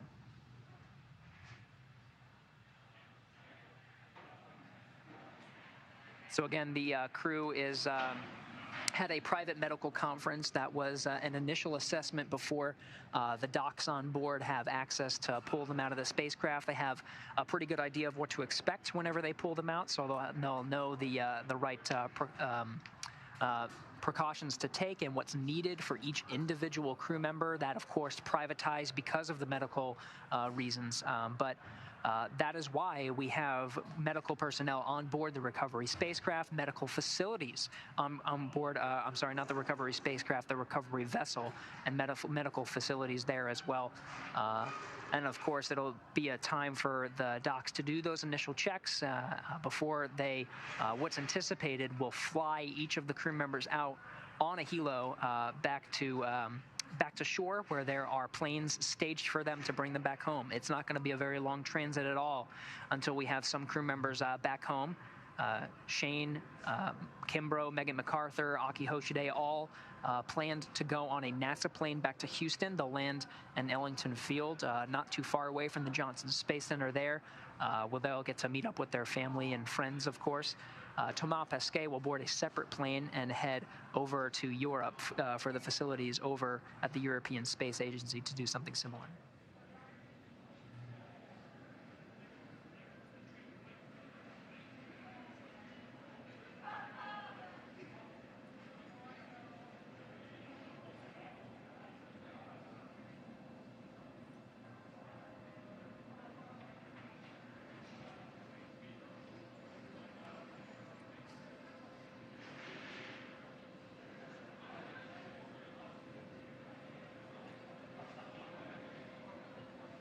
So we're continuing to provide coverage, even though the Crew Dragon and the crew inside have splashed down safely in the Gulf of Mexico at right on time, 7:33 p.m. Pacific, 10:33 p.m. Eastern.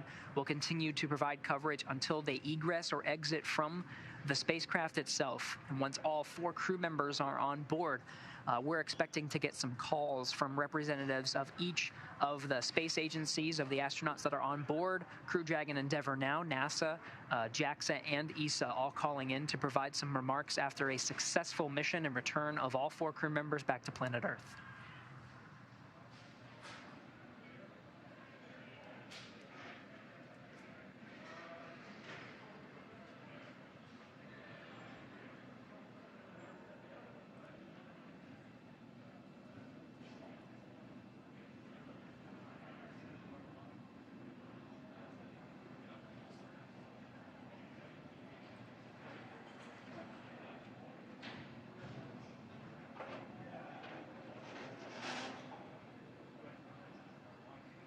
And this here is a live view inside of the Dragon capsule. The crew members are inside, and really, Gary, as you mentioned, they are just waiting for the recovery team to do their job, hoist the Dragon out of the water before they can egress the vehicle.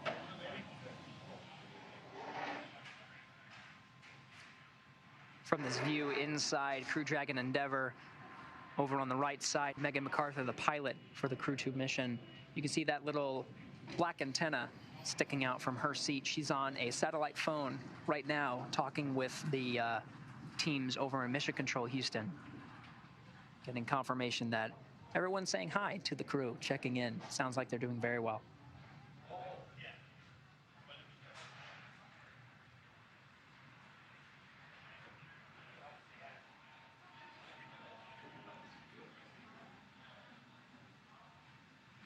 If you remember back in the Demo 2 mission, it was a test mission for using Crew Dragon Endeavour, but really to verify that the SpaceX Crew Dragon was ready to carry crews as part of regular crew rotation missions to and from the International Space Station.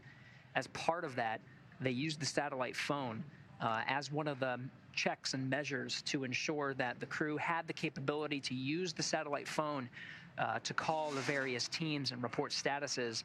It was really a precaution and one of the test objectives of the mission itself. Now continuing that here on Crew-2.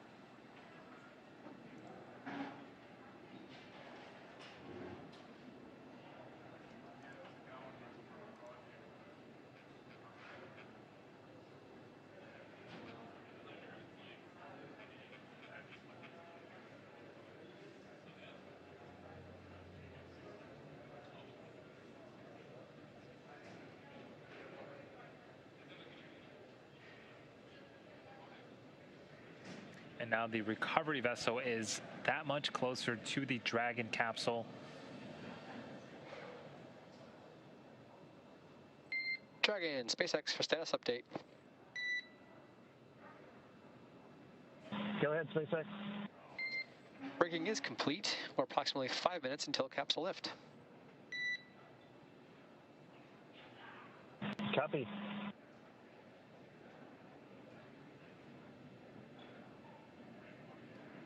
So you can see the person that is on the capsule itself. That is the rigger.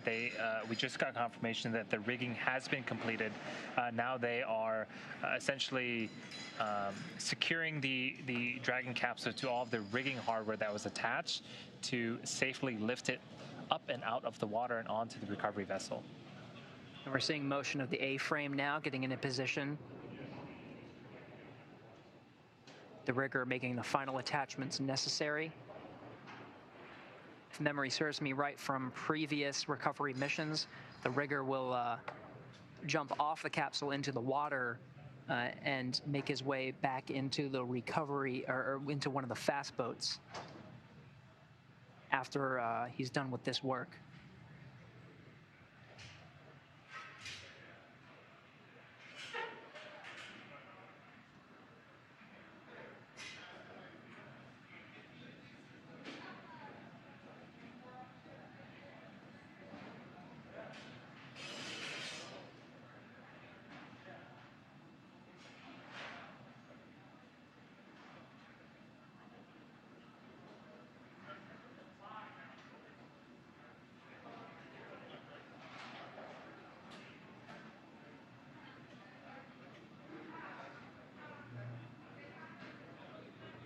Dragon, SpaceX, brace for capsule lift.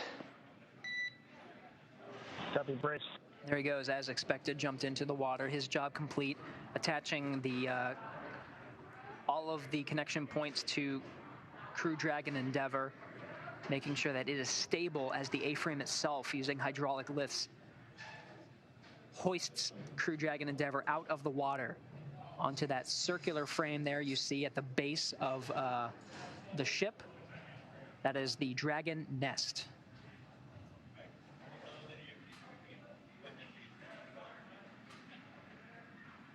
And Garrett, we are we're slightly ahead of schedule. We were expecting Dragon lift to begin at L plus 38 minutes. It is L plus 30 minutes now. So things continuing to go smoothly as part of Crew-2's return and recovery. Seem to get better and more efficient with each mission.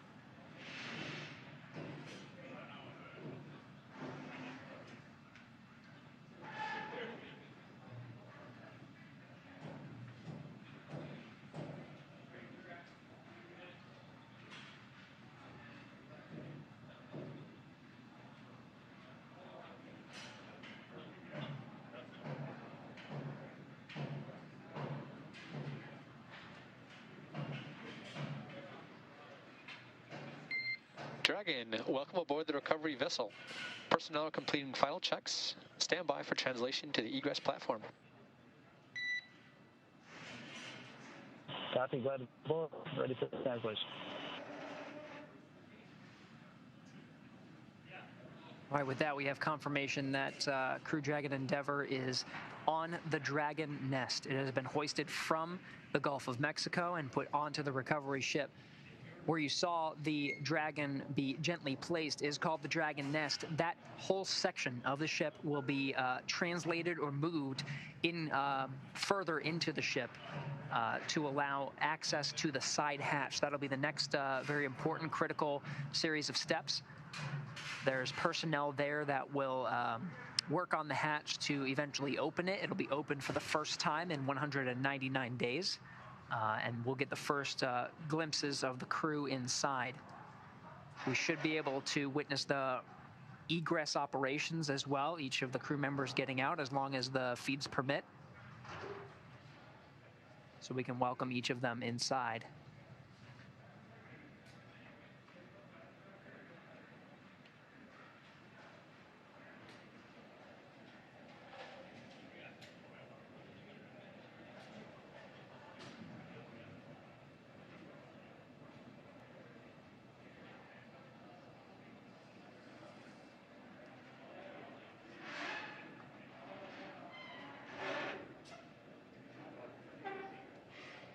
Okay.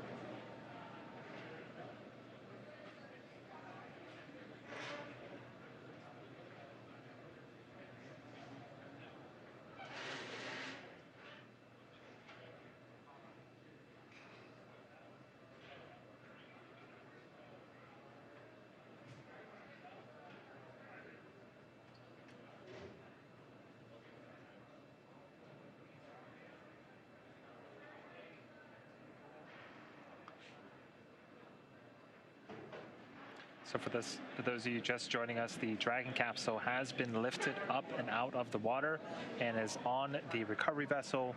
We just saw a few shots of the crew on board the ship. What they're doing is securing the Dragon onto the ship to make sure it doesn't move as, again, it's being translated or moved towards the egress platform where the side hatch will be opened and the crew inside can egress the vehicle. The shot you see on screen right now is a view inside. It's a live shot of inside the capsule. On the left-hand side, that is Commander Shane Kimbrough, and to the right of him is pilot Megan MacArthur. What you don't see on screen is to the right of Megan MacArthur is Mission Specialist Thomas Pesquet. And to the left of Shane Kimbrough is Mission Specialist Aki Hoshide. They've had about an 8-hour journey from undocking from the International Space Station, and now they're on the recovery vessel. Stand by for translation to egress platform. Copy, we're ready.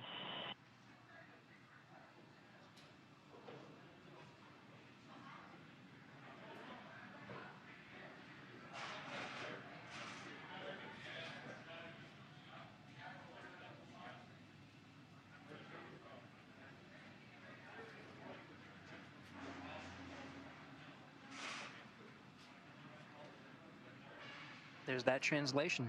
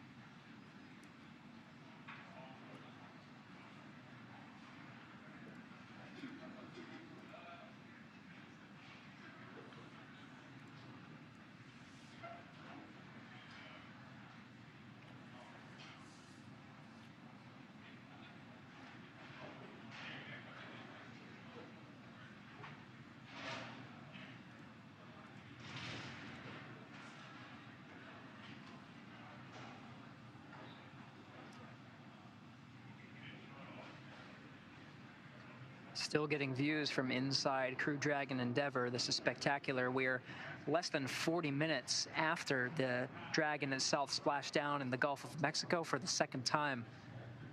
Now, just again, less than 40 minutes later, the crew has been hoisted onto the recovery ship, and the Dragon nest itself has been translated over to the egress platform. The next series of steps will be personnel on the recovery vessel that are specialized in opening up that side hatch. Will do so. We have medical doctors on board that will take care of them after that. They'll provide initial medical care and assessment, egressing the crew from outside the Dragon and putting them into medical facilities that are on board to conduct a series of initial checks before they are flown by helicopter back to shore. The recovery vessel takes quite a bit of time to get back to shore, so they'll be flown so they can get right on an aircraft and fly home within a very short period of time. Again, we're going to provide continuous coverage until all crew members have egressed the vehicle. And we also have representatives of NASA, JAXA, and ESA that are scheduled to be on the line to provide comments of a successful mission after the crew successfully splashed down, egressed, and are safe on board the recovery vessel.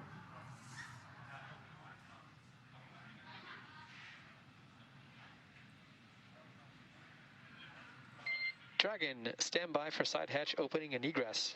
Next call will be from the recovery team. Crew-2, congratulations. Mission Control, send it off. Hey, thanks again, Chris, to you and your team. We'll see you guys soon.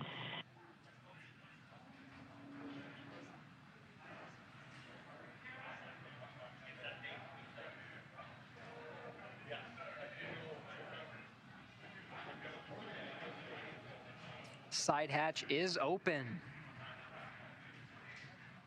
You see the waves coming out.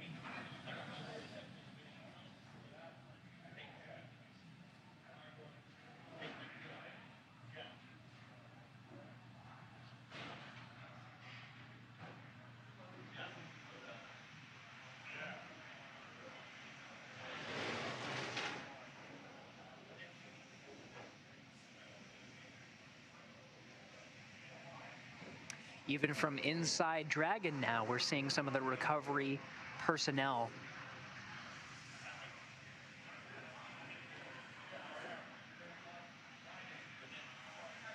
The first humans that these crew members have seen on planet Earth for 199 days.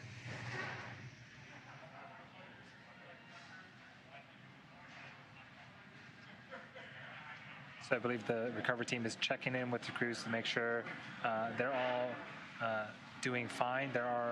We actually have to remove the footrest underneath the seats prior to the crew getting out. It just makes it a little bit easier for them to egress the vehicle with that out of the way.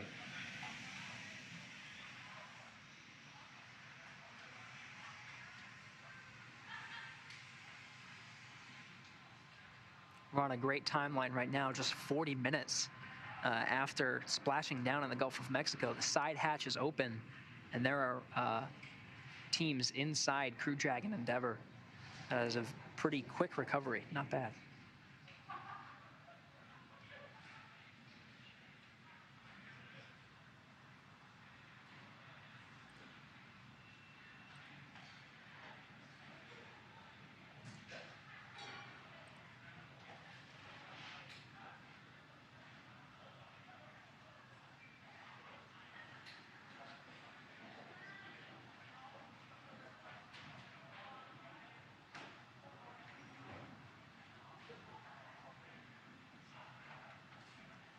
Oh, this is Live views inside Endeavor.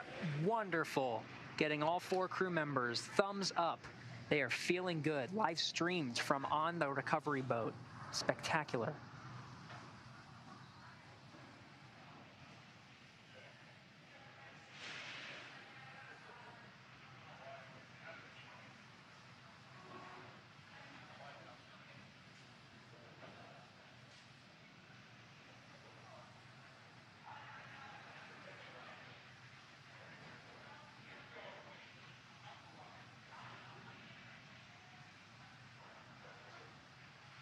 So you can see some more of the footrests are coming out of the vehicle. And once all of those are removed, we are expecting the crew to egress one at a time.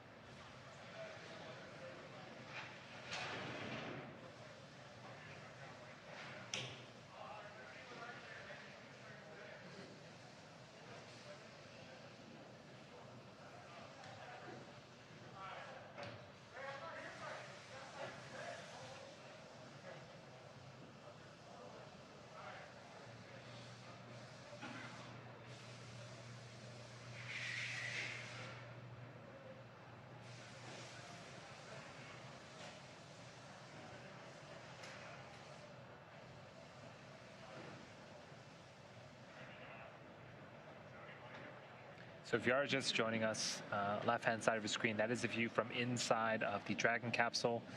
It has been recovered out of the water and is currently on the recovery vessel. The side hatch is open, as you can see on the right-hand side of the screen. The recovery team are continuing to do some more checkouts and procedures before we start to see the Crew-2 astronauts egress the Dragon capsule.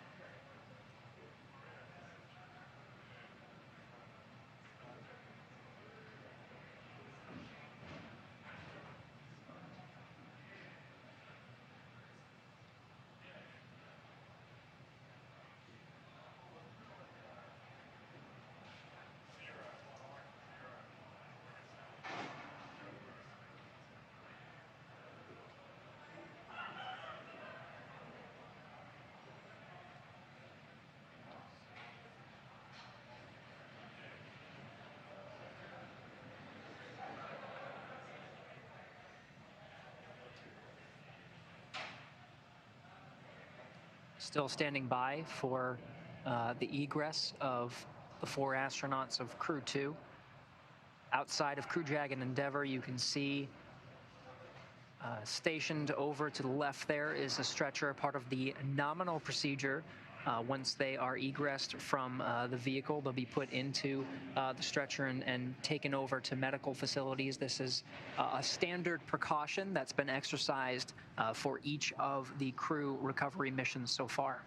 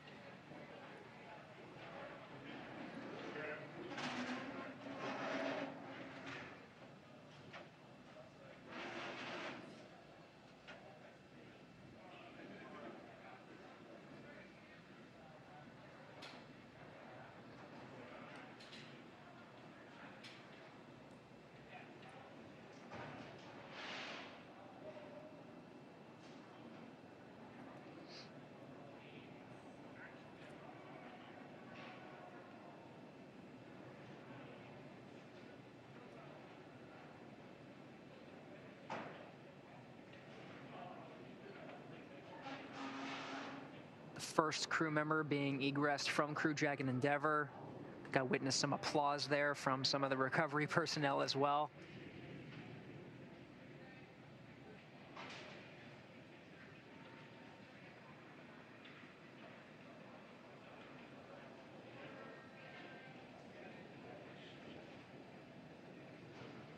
It's hard to tell which crew member that was.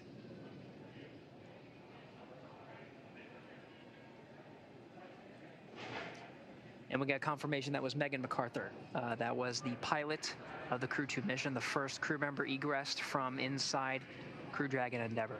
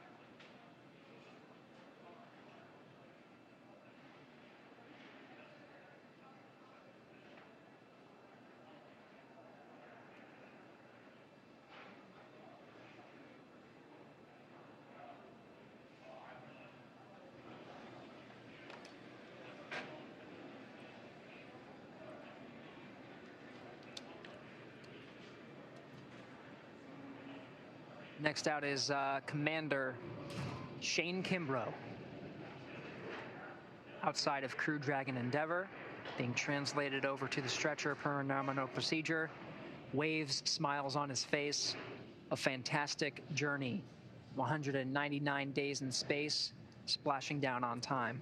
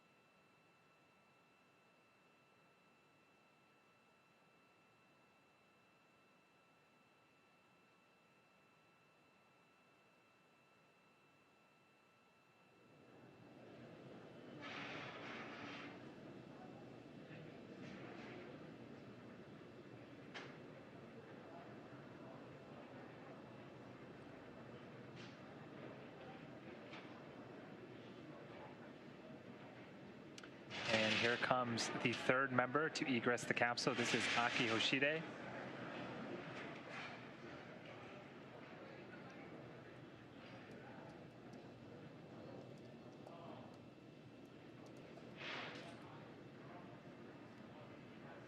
Some fist bumps and smiles from Aki. Again, after 199 days in space, return to Earth. All crew members flashing the peace sign for Crew-2. I love it. And that leaves one more member inside of Dragon. That is Thomas Pesquet of the European Space Agency.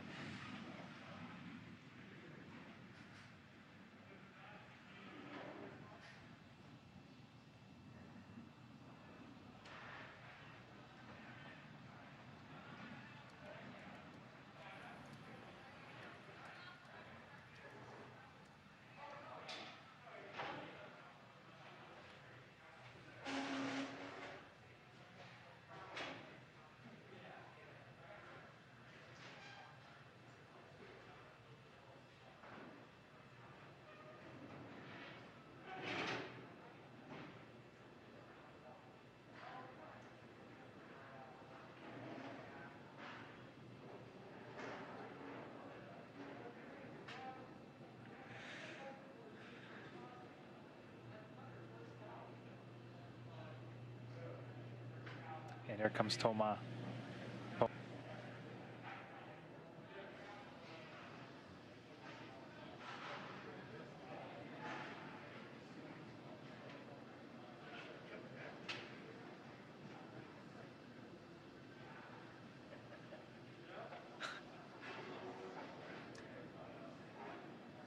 That's the ESA doc on board, checking in with Thomas Pesquet. There you go. Everybody flashing the Crew-2. I love it. Yes. Fist bumps, high fives. For posterity. So that is all 4 members of the Crew-2 team safely on a boat. I was going to say on land for a second, but they're on a boat, and they will head to all their respective places they need to go. But what a great recovery. We talked about how things were going to speed up and get more exciting, and that recovery was one of the fastest I've ever seen. It was spectacular. I mean, you couldn't have asked for a better mission. We accomplished everything on time. Undocking right at 11:05 a.m. earlier today. We did a fly around of the International Space Station, went super smoothly, got some fantastic views, even on our coverage all along the way. All of the burns performed as expected. We did have an out-of-plane burn as well that was introduced just to make sure we were on the right course, but it set us up right for that deorbit burn on time. And lo and behold, as soon as we got out of that blackout period, even a little bit before, from the WB-57, those views of the streak that was the plasma building up on the outside of the spacecraft, we saw that. We saw all great shoots, drogue shoots, main shoots, all deploy with the infrared cameras and land on a glassy Gulf of Mexico. The waves were perfect, incredible wind speeds, and the recovery operations went super smooth. All in all, a fantastic mission.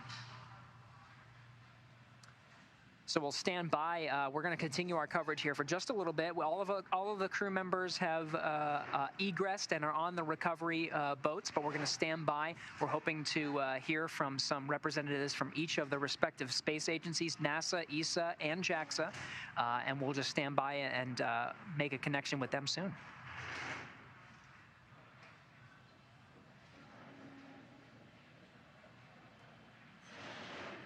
Yeah, so it was great to see all 4 members, again, despite 199 days in space and coming back to Earth, they came out of the capsule with smiles, thumbs up, fist bumps, and so they are definitely in good spirits, and that is always great to see. So a little bit about what's to come. So again, we'll continue our coverage and hope to hear some remarks from some of the representatives of each of the space agencies. But right now, each of the 4 crew members are on the Go Navigator recovery vessel. They're going into some of the medical facilities that are on board, and they'll have doctors on board that are able to check them out and do an initial medical assessment, making sure that they're good to go. They're not going to remain on Go Navigator for the entire trip back. They actually have helicopters that are staged, ready to take them off. There's a helipad on the recovery vessel itself, so that helicopter will take them back over to shore, where they have planes that are staged at shore, ready to take them back to respective locations. For Shane, Megan, and Aki, they'll head back to Houston, and they'll do some additional medical assessments, some additional tests. They'll get to see their family. They'll get to go home. In just a couple of short days, they'll be working out. They'll be in the gym, getting reconditioned back for 1G, for life on Earth. Thomas Pesquet will head over to Europe to do the same thing over at the facilities over at the European Space Agency, and that will be a wrap for the Crew-2 mission. Yeah, so they still have a little ways to go after egressing the Dragon capsule, but it looks like everything, again, going smoothly, especially as part of this broadcast. Again, you had mentioned, Gary, everything that was on the to-do list today has been done, and has been done on time and very smoothly. Wonderful. So we do have some representatives from agencies online right now calling in to make some comments on behalf of the agency. First, we do have Kathy Leaders, who is the Associate Administrator for Space Operations here at NASA. Kathy, if you can hear me, your initial thoughts now that Crew-2 has safely returned to Earth after 199 days, and what it means to NASA as a space agency. Well, I'm always amazed I can hold my breath for those last 10 minutes of reentry. You know, I mean, that is high drama right there. And like you mentioned several times, seeing those chutes come out is just an amazing thing. It is so nice to see that our SpaceX Crew-2 astronauts have safely splashed down in the Gulf of Mexico off the coast of Florida, aboard the Crew Dragon Endeavour spacecraft, and we've now completed the agency's second long-duration commercial crew mission to the International Space Station. And it's been such a busy but exciting time aboard the station, and which is really our home in microgravity. You know, I'm so proud of the NASA and the SpaceX team for another successful return. They continue to show that amazing amount of dedication to each phase of the mission and just safely and methodically moving forward and conducting the mission. It's just amazing. You know, we originally were planning to launch our Crew-3 mission for a short overlap on station with Crew-2, but, you know, we ended up bringing Crew-2 home first. The team really carefully balanced each decision, and as we looked at which was the safer opportunity, we decided to bring the crew home first, given the weather conditions.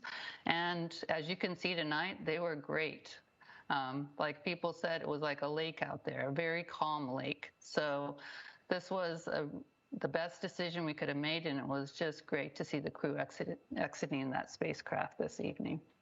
You know, as you folks have talked about, the mission set a record for the longest space flight by a U.S. crewed spacecraft. The crew members were actually in their 200th flight day, even though they did complete 199 full days in orbit, which surpassed the 168 days set by SpaceX's Crew-1 mission earlier this year. Not that any of those crew members count.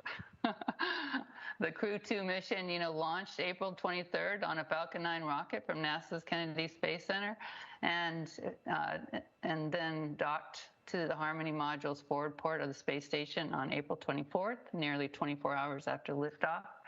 You know, the Crew-2 mission has traveled over 84 million miles during the mission while their stay on orbit, and completed over 3,000 orbits around the Earth. And during their time on orbit, they have contributed to a host of science and maintenance activities, scientific investigations, technology demonstrations, and multiple public engagement efforts while on board the ISS vehicle. They've studied how gaseous flames behave in microgravity, and one of my favorites, as an ex-New Mexico person, grew hatch green chilies in the station's plant habitat facility and ate space tacos. They installed free-flying robotic assistants and even donned virtual reality goggles to test new methods of exercising in space, among many other scientific activities. And the astronauts took hundreds of pictures of Earth as part of the Crew Earth observation investigation, which was one of the longest running investigations aboard the space station, which contributes to tracking of natural disasters and changes to our home planet. And most importantly, they did that fly around on the way home to have us check out the state of the ISS one more time. They conducted 4 spacewalks to install, deploy, and otherwise prepare for installation of our new ISS rollout solar arrays. And they also saw the arrival of 7 spacecraft to the space station and 7 spacecraft departing during their 6-month stay. Station is the hub up there, our international hub. So this splashdown of Crew-2 comes just before the launch of NASA's Spacex Crew-3 mission. The return looked spotless. I know folks will be wondering about that one lagging main parachute, and the team will be going off and looking at how the loading was on the chutes and understanding that behavior. It is behavior we've seen multiple times in other tests, and usually happens when the lines kind of bunch up together until the aero forces kind of open up and spread the chutes. And the thing that makes me feel a little bit more confident is that the loading and the deceleration of the spacecraft all looked nominal for us, which is good news. But we're making this an exciting week for us. And, one of the key things we'll be doing at our launch readiness review for the Crew-3 mission coming up, we'll be working through that. That launch readiness review is tomorrow starting at 7 p.m. And my OCOM colleagues would be kicking me under the desk right now if I didn't tell everybody we'll be doing a post-launch readiness review press conference tomorrow evening at 9:30 p.m. Eastern Time. So once again, thank you for watching. I can't tell you how excited I am to see all 4 of the crew members back on Earth, and I'm looking forward to launching another set of 4 this week. Thank you. Thank you so much, Kathy Leaders, Associate Administrator for Space Operations here at NASA. We also have on the line Hiroshi Sasaki, Vice President and Director General for the Human Spaceflight Technology Directorate at JAXA. Mr. Sasaki, your thoughts on the successful return and the completion of the Crew-2 mission?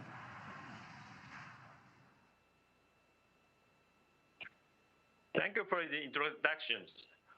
First of all, on behalf of JAXA, I'd like to express my heartfelt thanks to the NASA leadership, SpaceX, our international partners, ESA, CSA, Roscosmos, and all the colleagues who have devoted to the successful mission while overcoming the tough time under COVID-19.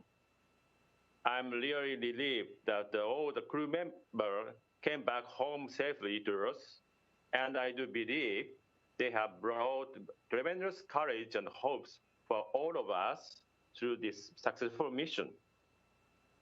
Aki Hoshide served as the commander and led the Expedition 65 and 66 missions over 5 months. During his on-orbit stay succeeding astronaut Soichi Noguchi, Aki has completed his EVA with ESA astronaut Thomas Pesquet and contributed to the upgrade of the ISS, including the installation of MLM. Aki and the entire team faced various challenges during their stay, and they have overcome with great communication among the crew members and with ground team. It proves us again with the importance of teamwork and international cooperations. I'm also pleased that we, JAXA, along with Aki, have conducted various activities to promote space exploration, basic research, as well as commercialization of low Earth orbit. Every time we see a successful mission like this, we are getting one step closer to achieve our common goals towards space exploration using the gateway and on the lunar surface, and also bringing further benefits to Earth through the utilization of the ISS. Next fall, JAXA astronaut Koichi Wakata will be on board the Crew-5, followed by Satoshi Furukawa's long-stay mission in the coming years. I hope that the Aki's experience will be succeeded to contribute to our endeavors towards space exploration and human spaceflight. Once again, congratulations to all of you the safe return and wishing the successful launch of Crew-3. Thank you. Thank you so much. Thank you so much. Hiroshi Sasaki, Vice President and Director General for the Human Spaceflight Technology Directorate at JAXA. So that will do it for us. That is the comments that we have from the respective agencies. Thank you so much for calling in and providing those comments. Well, now that Shane, Megan, Aki, and Thomas are safely back on planet Earth and getting checked out by NASA medical teams and, of course, teams from the respective international agencies, we are going to wrap up our live coverage of their historic return. This all kicked off on April 23rd, 2021 from historic Launch Pad 39A at Kennedy Space Center in Florida. After a successful liftoff and separation from Falcon 9, Shane, Megan, Aki, and Thomas made a 24-hour flight on board Dragon to the International Space Station. Since arriving at the space station, they spent nearly 6 months as members of Expedition 65 and 66 executing science experiments, spacewalks, and repairs while aboard the orbiting laboratory. And then their journey home began earlier today on the 8th when they closed the hatch to Dragon and undocked hours later at 11:05 a.m. Pacific time.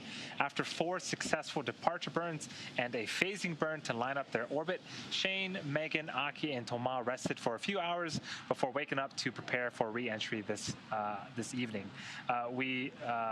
Excuse me, they didn't rest. They went straight to they had a meal. They had a meal, basically, and donned their spacesuits. We then jettisoned the Dragon's trunk, and performed our final on-orbit maneuver, the deorbit burn, at 6:39 p.m. Pacific time to send Dragon on the path home. The spacecraft re-entered the Earth's atmosphere and slowed its descent with successful deployments of 2 drogue parachutes and 4 mains, with the final splashdown occurring off the coast of Pensacola, Florida at 7:33 p.m. Pacific time. Now, following successful splashdown, we saw SpaceX recovery experts move in and prepare Dragon Endeavour for its lift onto the recovery vessel. And just a little less than an hour following splashdown, we saw Shane, Megan, Aki, and Thomas make their way out of the Dragon and into the recovery ship's medical facilities safe and sound. So they're on the recovery vessel right now. Next, they'll catch a helicopter flight back to shore, while they're transferred to aircraft that will take them home. Shane, Megan, and Aki will take a NASA plane for a short flight back to Houston, and Thomas will fly back to Europe. And they'll be reunited with their families and then bring this historic flight to an end. It has been an honor and a privilege to share their journey with you all as we continue this new era in human spaceflight, but we have more coming up soon. That is right. SpaceX and NASA are already looking forward to the next mission when Crew-3 launches, currently targeted just a few days from now on November 10th. We'll have an indirect handover with 3 people on board the station for a short period of time as we continue this regular cadence of flying astronauts on American rockets from the Kennedy Space Center. Again, it has been an incredible honor, Gary, and joy to share this mission with the public, and all the teams from SpaceX and NASA continue to work hard to keep America leading the world in human spaceflight. Continue to follow SpaceX and NASA online and on social media for updates for the very latest on crew and cargo flights to and from the International Space Station. And we'll continue to share the progress of Shane, Megan, Aki, and Thomas as they travel back home on social media. So we'll say thanks once more for tuning in and cheering on Shane, Megan, Aki, and Thomas as they return home. And we'll see you again very soon when we'll once again be sending astronauts to the International Space Station from American soil on NASA's SpaceX Crew-3 mission. Until then, so long.